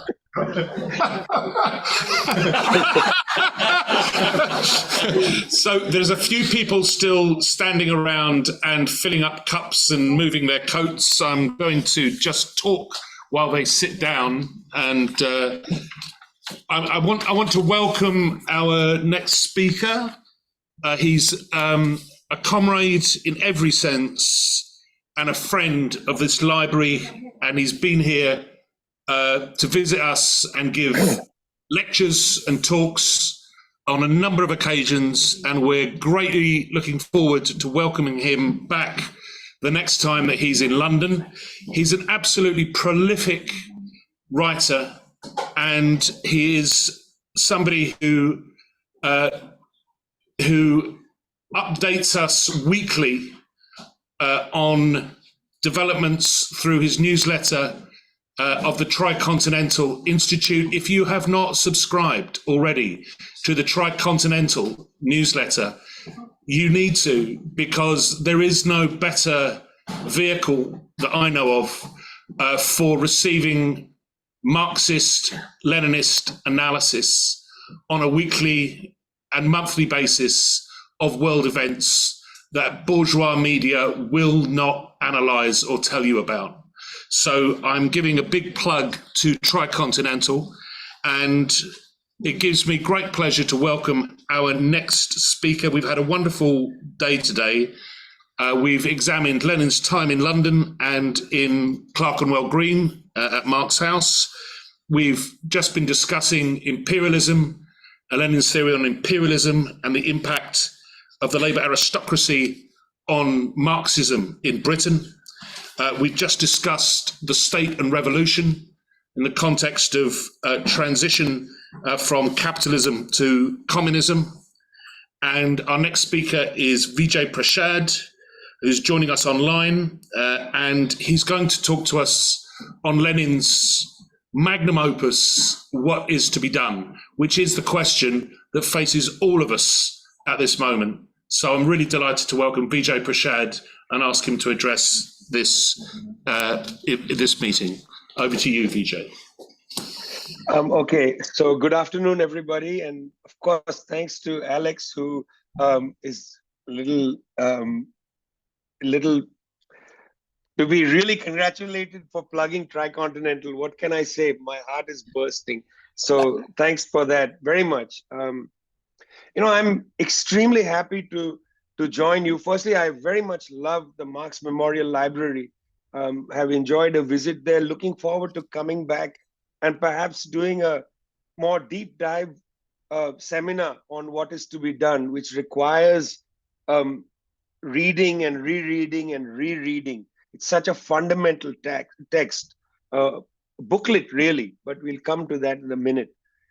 The first thing I wanted to say is that there is a tendency in a number of intellectual traditions or currents of contemporary leftism, Marxism, there is a tendency to skip over Lenin, to go from Marx and then jump to, for instance, Gramsci.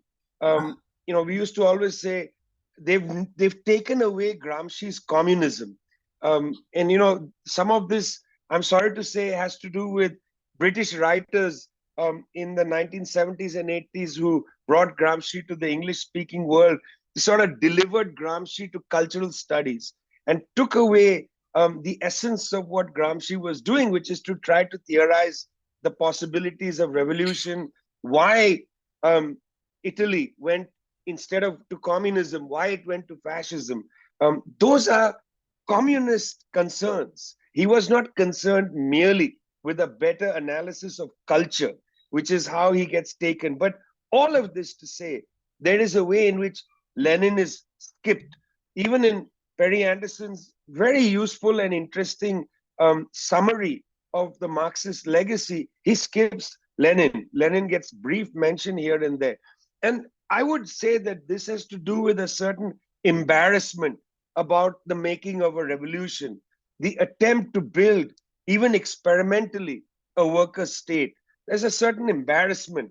Well-heeled intellectuals would prefer, social democracy or mild reforms of capitalism. They've, in a sense, surrendered the final aim of a communist or Marxist project, which is a revolution. They've surrendered that and come to, humanizing capitalism. If you're interested in humanizing capitalism, Lenin is an embarrassment and has to be set aside. So this skipping of Lenin is not a forgetting. It's not an act of, let's call it just sort of amnesia of that past. It's actually a political decision to move away from what we call the final aim, which is to move towards a socialist project, a communist society. So coming back to Lenin requires that we kind of reaffirm our commitment to the importance of that final aim, that breakthrough. Jonathan was talking earlier about how capitalism doesn't even know how to manage its problems, let alone solve them. The capitalist leadership now, they are not managers. They are such mediocre people. They can't even manage their own project, let alone imagine solutions. And so, in that sense, the final aim, I think, has to be reaffirmed. Lenin was a very interesting person because there are many Lenins. He lived, even though he died so early in his mid-50s, he lived so many lives. He got politically active so early. From the beginning, Lenin was fixated on the idea of how to make a revolution, how to transform the world. And so the organizational question was always central to Lenin's work, his argumentation, his attempt to shape a particularly Russian-speaking communist, or at the time social democratic labor political party. The organizational question was central to him. This, of course, differentiates Lenin from a number of Marxists in the 19th century and early 20th century, who spent a lot of their time, important time, cataloging and developing an understanding of the contemporary capitalist system. Lenin does that as well, but his central concern is the organizational concern, and then to use the insights, organizational insights, to build organizations, test the ideas out, come to a theoretical understanding of the failures and successes, and then create new organizational forms. You see this repeatedly. What is to be done, 1903, is preceded by another very interesting text called Where to Begin, 1901. He's consistently returning to this. The other compilation of articles, 12 Years, captures Lenin's search for a better and better and more useful, much more useful organizational form. Of course, there are a million Lenins, and Alex talked in the previous session about Lenin, who uncovers the importance of the worker-peasant alliance. Lenin, who very sharply in one step forward, two step backwards, very sharply critiques the limitations of bourgeois liberalism. There are a number of different Lenins, but I'm going to focus in this very brief presentation on the Lenin who organized, the Lenin who was fixated on the organizational question. In What Is to Be Done, there's a sentence which has been extracted and is, often seen, well, in my youth, it was seen on calendars and so on. Without a revolutionary theory, there can be no revolutionary practice.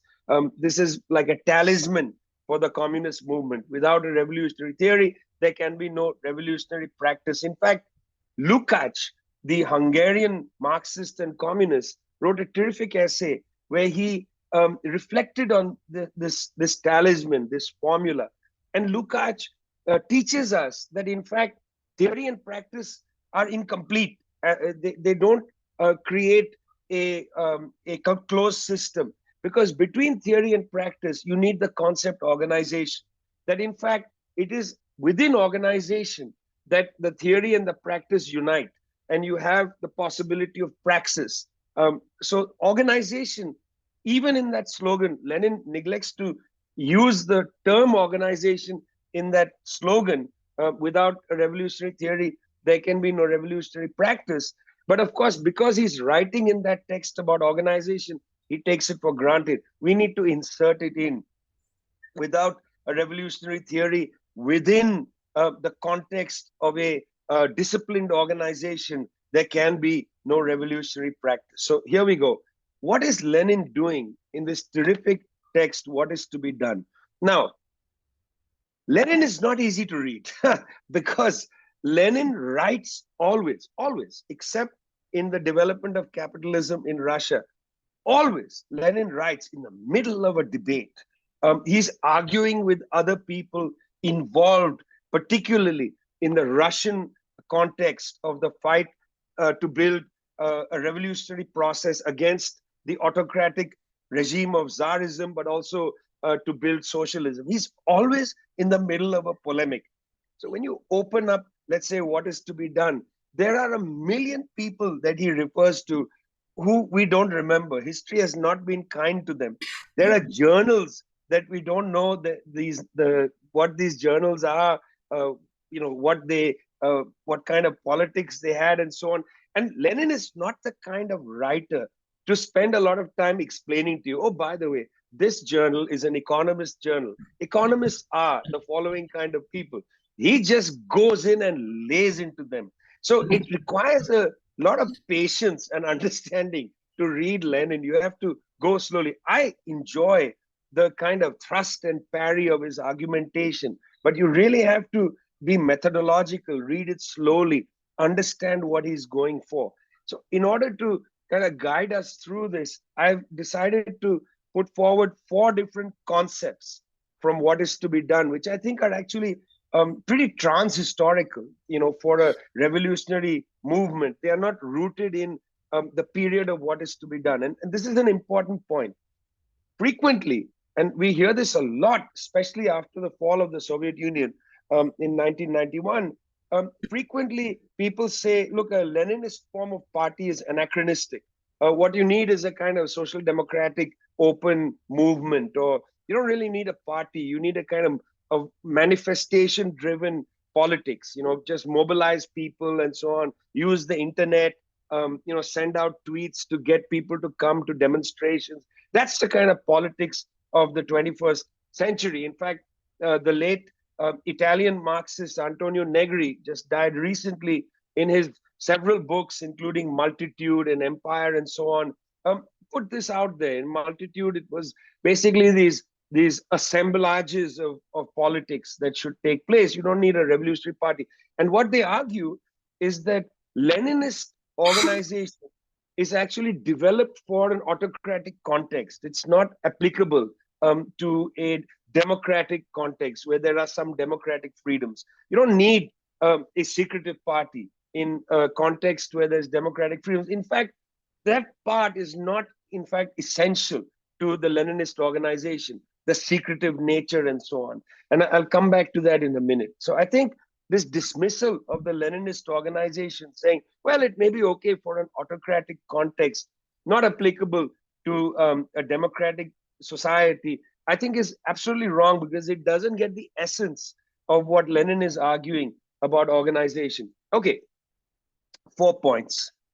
I hope that was clear. I'm a huge Lenin booster, and some years ago I edited this book, The Selected Writings of Lenin, and I constantly go back and read his writings just to give me a certain kind of confidence. Not that I write like that. I never argue with anybody. I find it exhausting to get into direct arguments with people, whether on Twitter or to have polemics with people.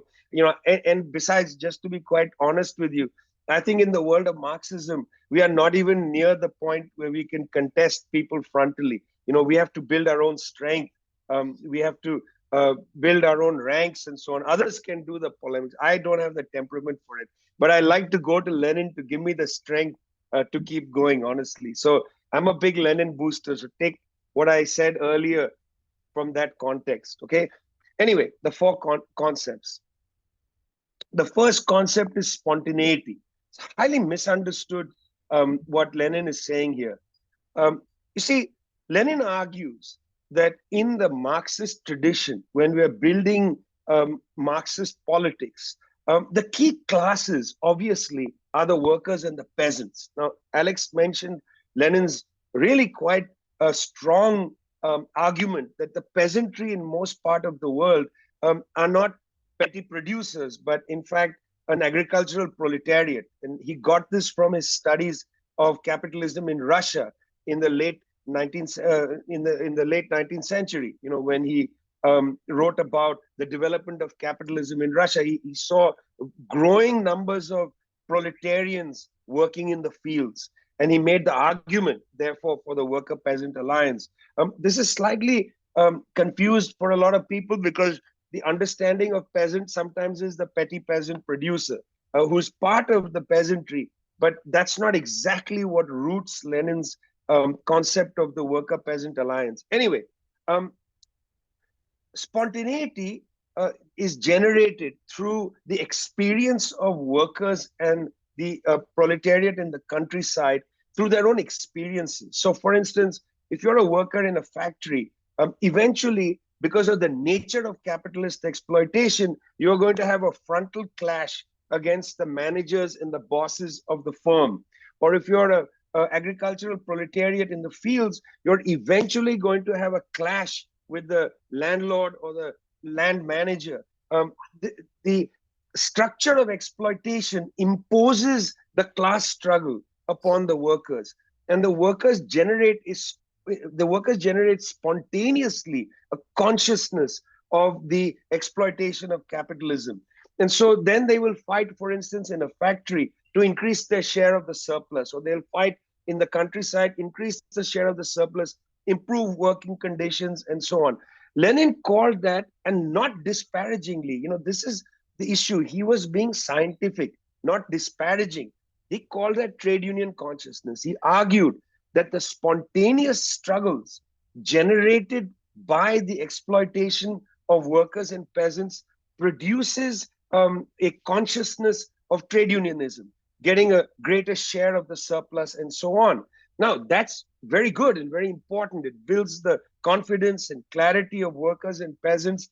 It improves their understanding to some extent of the nature of exploitation. But what it doesn't do is it doesn't enhance an understanding of the total system. You can have a fight with a firm. You can even begin to generalize that the behavior of that capitalist isn't merely personal, that this is not a personalized clash between that capitalist, bad guy, and me. You can have the very nicest person be your boss. So you can start generalizing the experience of exploitation. That generalization is all very good, but that may not translate into a clear understanding of the nature of the whole capitalist and imperialist system. So Lenin argued that spontaneous consciousness is limited by the experiences of the partial. In other words, the experiences in a factory or in a field and so on. That what you need is to generate a socialist consciousness, which has the consciousness of the whole. You know, a central concept in Marxism is the analysis of the whole, not the analysis of the part. To generate the consciousness of the whole, Lenin argued, is the point of having a political party, which unites the different factions of trade unions and so on, and produces a general consciousness of the nature of capitalist exploitation across the system, the nature of imperialism, of the state, and so on. And so the first point is his critique of economists, the economism, the people who argued that let the workers drive the agenda, or the narodniks, the people who went to the countryside and said, we will take our orders from the peasantry. What the peasants want to do, we will do. This is what you might call a form of tailism, where the socialist movement has to tail the working class movement. What the working class is saying is what the socialist movement will do. Lenin says this is not adequate because this is not going to enhance a broader socialist project. And against the concept of spontaneity. Now, again, I don't want this to be misunderstood. It's not like Lenin says spontaneity is not valuable and useful. And I'm going to read a section from where to begin on this. But Lenin says that it has to go beyond that. It has to take that and then supplement it beyond. I'm going to read a little piece from Where to Begin. Lenin says, a few words to avoid possible misunderstanding. We have spoken continuously of systematic planned preparation, yet it is by no means our intention to imply that the autocracy can be overthrown only by a regular siege or by organized assault. Such a view would be absurd and doctrinaire. On the contrary, it is quite possible and historically much more probable that the autocracy will collapse under the impact of one of the spontaneous outbursts or unforeseen political complications which constantly threaten it from all sides. He's writing in 1901. But no political party that wishes to avoid adventurous gambles can base its activities on the anticipation of such outbursts and complications. We must go our own way, and we must steadfastly carry on our regular work. And the less reliance on the unexpected, the less chance of our being caught unawares by any historical turns. I'm going to return to this point about being caught unawares at the end. But right now, the point is, I hope I've explained what he means by his critique of spontaneity. It's not that spontaneous movements are not extremely valuable. In fact, they are the earth upon which a socialist project develops, but it cannot be reliant on that. In this section from Where to Begin, he talks about the need for systematic planned preparation. And that brings us to the second point, which is continuous and total activity. Interestingly, if you read what is to be done carefully, slowly, you'll see that Lenin keeps talking about the need to bring from without. He argues that it's a very controversial thing, I suppose. He argues that the socialist consciousness has to come from without trade union consciousness. It has to be placed in. That doesn't mean that some other class has to come and put some ideas into the working class, but that as the working class advances, advanced sections of the working class will develop socialist ideas, and they will become the vanguard that then produces the possibility of this from without position. You know, the from without is the advanced detachment of the working class, which he was already seeing inside the Russian Social Democratic Party in the late 19th century, early 20th century. That's the from without. The from without is the advanced detachment of the working class. In other words, the vanguard. And that vanguard brings certain experiences back to the working class. And that experience is brought back to the working class through continuous activity, continuous and total activity. For instance, it's not enough for a factory to have strikes regarding the exploitation in that factory. Workers must learn about what's happening in other factories. They must learn what's happening in the countryside. They must learn the atrocities of the police in a city. They must learn about all the total chaos and collapse of the autocratic system of Russia, but the capitalist system now. That continuous and total activity for Lenin goes in two different directions. One, the centrality of the newspaper. A communist must have a newspaper. The newspaper is important because it's a place where information is centralized, brought together, and then dispersed to all sections of the movement. The centrality of a newspaper, today perhaps it could be online, or it could be the Morning Star, which you have before you. The centrality of a newspaper cannot be underestimated. It lifts the understanding of workers and peasants. It lifts their understanding of the world we live in. Not their own experience of exploitation alone, but unites the class, begins the process of uniting the class. That's the role of the newspaper. Secondly, the role of continuous activity, the role of people learning to protest for other people's issues. You know, they're not only protesting for their own. This cumulative and consistent activity sharpens the consciousness, builds the confidence of people, and builds their confidence, one, against the system, and then their confidence in their comrades to build a better system. So the second point is this continuous and total activity. Total activity because I use the word to refer not to partial activities, not to saying we are going to have a demonstration against our employer based on our grievances, but we are going to demonstrate in the center of the city against all employers, or we're going to have a general strike. Out of this thinking comes really, the idea that you protest politically. You don't protest only economically. You have to protest politically. That the communist movement is a political movement which contests political power, which includes the total transformation of the system. So continuous and total activity. That's what he calls preparation. You have to prepare between spontaneous upsurges for the spontaneous upsurge, because guess what? The spontaneous upsurge is not always so spontaneous. You had a wave of strikes in the last period. It seemed from us afar, every few weeks there were some workers in the, I keep struggling what to call the place where you are living in. I can't call it the United Kingdom. That's a ridiculous name. And you can't really call it Great Britain because I don't know how great it is. And so I struggle because, I'm sure the Scottish people and the Welsh have doubts, and it's not enough to call it England, except if it's playing cricket. I really always struggle with how to name your island. So maybe I should just go with Britain or something. Anyway, so in Britain, there were all these ceaseless strikes and demonstrations, but obviously they don't come from nowhere.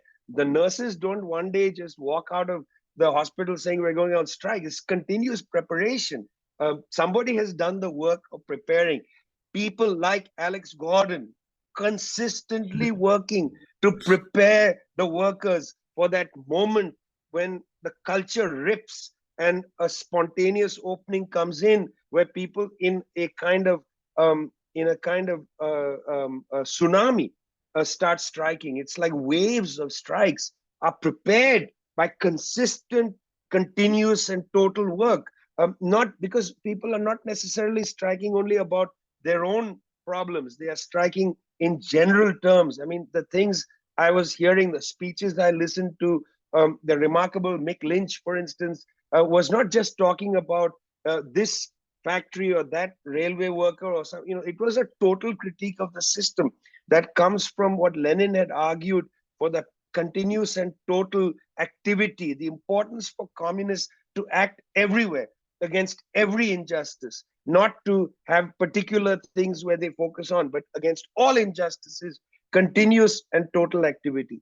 The third concept is, of course, centralization. Again, I don't know why this concept is so controversial, because when you read what is to be done, it's pretty straightforward what Lenin is arguing. You can't have 20 newspapers across Russia. Firstly, listen, that's inefficient. Why are you doing this? And so on. So he says, no, we need one all Russia newspaper. That's how the debate on centralization begins. We need an all Russia newspaper. That newspaper was Iskra, familiar to the very building in which some of you are sitting. That newspaper was Iskra. Iskra brought together some of the old Marxists, some people who'd later become Mensheviks, and the Bolsheviks, Lenin at the center of them. And in Iskra, Lenin takes the opportunity to argue the case to build a centralized party, to bring together all the different groupings across Russia into one central party. Why do you need to do this? Why not have hundreds of different parties doing 100 different things? Because Lenin gives you practical advice. You'll get easily smashed if you are dispersed. Small organization somewhere, the police picks you all up. Nobody even know it happened, But if you have a centralized party, you can use the strength of workers everywhere to defend where the party is weakest. If you have only 4 people in one place and there needs to be a struggle there, party members will come from other places and rush there. Why? Because there's centralized organization and information. It's a very practical thing. It's not something theoretical. But then he comes into this idea of democratic centralism. Once again, a concept set aside, saying, well, that was okay for autocracy. Not the case at all. In fact, Lenin argues that democratic centralism will have different characters in different contexts based on the culture of the country and so on. But the concept of democratic and centralism is still essential wherever you are in whatever context. What is this idea of democratic centralism? It's a pretty straightforward, intuitive idea that you have 1 million people in a political organization, Communist Party of India, Marxist, million members, 1 million members have branches, have state committees, have all kinds of structures where you are able to articulate your opinions and so on. When there's a party congress, the states, everybody produces some texts which go to the party center. Party center tries to integrate it, writes a draft text, sends the draft text to every single member. Every member goes into their branch, discusses and debates the draft text, put forward amendments. Delegates of the branches and state secretariats go to the Congress, they debate the draft text, amendments are put to the floor, there's argumentation. But once there is agreement, everybody has to act on the agreement, even if your amendment was defeated. That's the nature of democratic centralism. It means that we act together as a political organization. We have trust and faith in our comrades, and we believe in the democracy of united action. We can't say, look, I'm not going to participate in this, because if you do that, then you are a free rider in a system. You're a free rider in a political party. You pick and choose what you want to get involved in. Well, if everybody picks and chooses, you're not going to be able to operate politically with the kind of discipline necessary. So the concept of democratic centralism, very much key to what is to be done, and key to our politics today. There's too much liberalism in the left, as it were, where people feel like politics is consumerism. You pick and choose, you have an attitude. You say, well, I'll get involved in that. I don't want to get involved in this. You can't build a political formation of a Marxist kind with that kind of consumerist attitude, pick and choose, I'll do this, I'll do that. No, you have to actually get involved in all things if there is broad agreement. And here the question is, what is the democratic character of coming up with the centralist line? There can be a critique, because in some parties, in fact, the line is imposed on the membership. The democratic character has eroded. And I think there can be a debate about enhancing internal democracy and so on. But the idea, the concept of democratic centralism itself, I think is unimpeachable. It cannot be set aside. But again, in practice, of course, democratic norms can be eroded, and those have to be fought for. There has to be inner party democracy. It's very important. That doesn't mean inner party democracy means you go out and protest against your party. For that, you'll get expelled. If you don't want to be in a party, you don't have to be in it. You don't have to abide by the norms of democratic centralism. But the vitality of democratic centralism makes a party able to act with political force, with discipline, and have an impact in society much above its numbers, because it acts in that disciplined, forthright, centralized, highly thoughtful manner, because you've thought these things through. This is not just a snap judgment made by one leader telling you, oh, you got to do this. No, there's a party line that develops. And Lenin was the first really who came up with this grammar of the vitality of political organization, and democratic centralism, a main pillar. The last concept is discipline. Now, discipline, I think, is a highly misunderstood concept coming out of the Marxist tradition. Some people, even the best of us, think discipline is a synonym for obedience. That, to be disciplined means to obey the party. I think that's a terrible attitude. And in fact, that approach vitiates the democratic norms of democratic centralism. Discipline is not obedience. Discipline is political education. So, in fact, what I understand from where to begin and what is to be done and all the other texts of Lenin and the tradition of Leninism that emerges out of that, what I've understood is that the process of building a communist party or a Marxist party, the process of building it is to create cadre, members of the party, who are equally able as any other cadre. In other words, the political education of a cadre has to be at such a good level that a cadre is not somebody who can be told what to do, but who already understands what the political line is, who already understands because they participated in democratic structures within the party to develop the political line. They understand what it means to have your own amendments struck down in the party Congress by another majority. They understand how to argue their case within the party and how to fight outside. In other words, sufficient political education of the cadre produces cadre discipline. The cadre is disciplined when the cadre has a complete understanding of what they are doing. That has to be what a party hopes for. You hope to build a cadre who is highly disciplined, not because they are obedient, but because they are politically educated, because the party has succeeded in building a high level of political education. This is a fight in all left parties, where sometimes political education bring people into a room and lecture them and tell them what to think.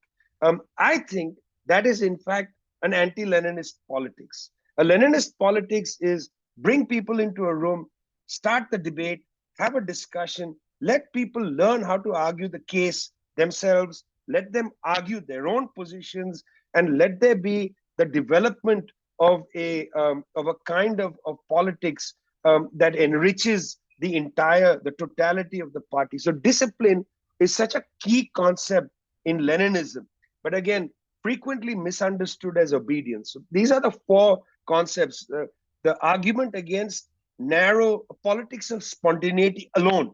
Spontaneity important, but cannot govern the politics. Secondly, continuous and total activity, not the reliance on partial work, that workers must only work on trade union issues, but workers must be involved in the movement against war. Workers must be involved in an understanding of imperialism. What is happening in the Democratic Republic of Congo? This is knowledge as important to workers in the railways in Britain as it is to the people fighting in the Democratic Republic of Congo. Our movement insists that everybody must know everything. Third, the importance of democratic centralism, so the organization can move in a way that it punches above its weight, and so on. Number four, discipline, so that we build cadre that are not obedient in a narrow sense, but in fact are capable of being the leaders that they must be, what Gramsci called the permanent persuaders. That's discipline. Now, why is this important? During the so-called Arab Spring, I was very interested in Tahrir Square, observing the different factions and how they operated and so on. A few years after the Arab Spring, a book was written by a journalist who used to work for the Boston Globe. It's a very good book. It's called Once Upon a Time in a Revolution. He opens the book by attacking the Leninist concept of organization and the Leninist understanding of revolution building and so on, and says that, well, the Arab Spring has given us an alternative, these mass mobilizations and so on. Okay, I set that aside. I thought, let's read the rest of the book. Now, interestingly, at one key point, which I well remember in the fight in Egypt, at one key point, there was a debate in Tahrir Square between different factions that they felt that the media was not covering them in an authentic, good way, and that they needed to do something. So part of the debate was, let's send them a protest letter and something. In this book, the author very carefully says, describing this, then says, the people in the square should have marched to Maspero, the name of the media office in Egypt, and taken it over. He says the people in the square should have marched there and taken it over. Now, when I read that, I underlined it, and I thought that's really interesting. Because how did you expect the people to do that? You see, there's the role of the Leninist party. If there were a Leninist party in Tahrir Square who had prepared, democratically centralist, had an understanding of the total struggle, were disciplined in their operations, a Leninist would have stood up on a soapbox there and said, comrades, let me explain the nature of the media, how the media operates. Let me explain what we must do. If we are to try to drive our own narrative, we must now march from Tahrir to Maspero, and we must take it over. That is the continuous preparation that is necessary at a time of spontaneity. In fact, that didn't happen because there was no Leninist force inside Tahrir Square capable of that. And instead, what you got was the repression of the state and the collapse of what was happening in Egypt. It's very interesting, instructive thing that after all that, the author still felt the need to attack Lenin and the Russian Revolution and so on, despite the internal lessons which he himself had in his book. Skip Lenin. That's what they would like to do. Leapfrog over Lenin. But we are not leapfrogging over Lenin. We are learning the lessons. And not only learning the lessons, that's not enough. We will implement the lessons. We will build our organization. We will build them to understand how to surf the wave of spontaneity. We'll build them to do continuous and total activity. We'll build our organizations around concepts like democratic centralism, where internal democracy is taken very seriously, and we will build disciplined cadre, not disciplined to be obedient, but disciplined to be permanent persuaders, to be intelligent communists emerging out of the working class and the peasantry, breathing fresh air, looking to build a new world. Thanks a lot.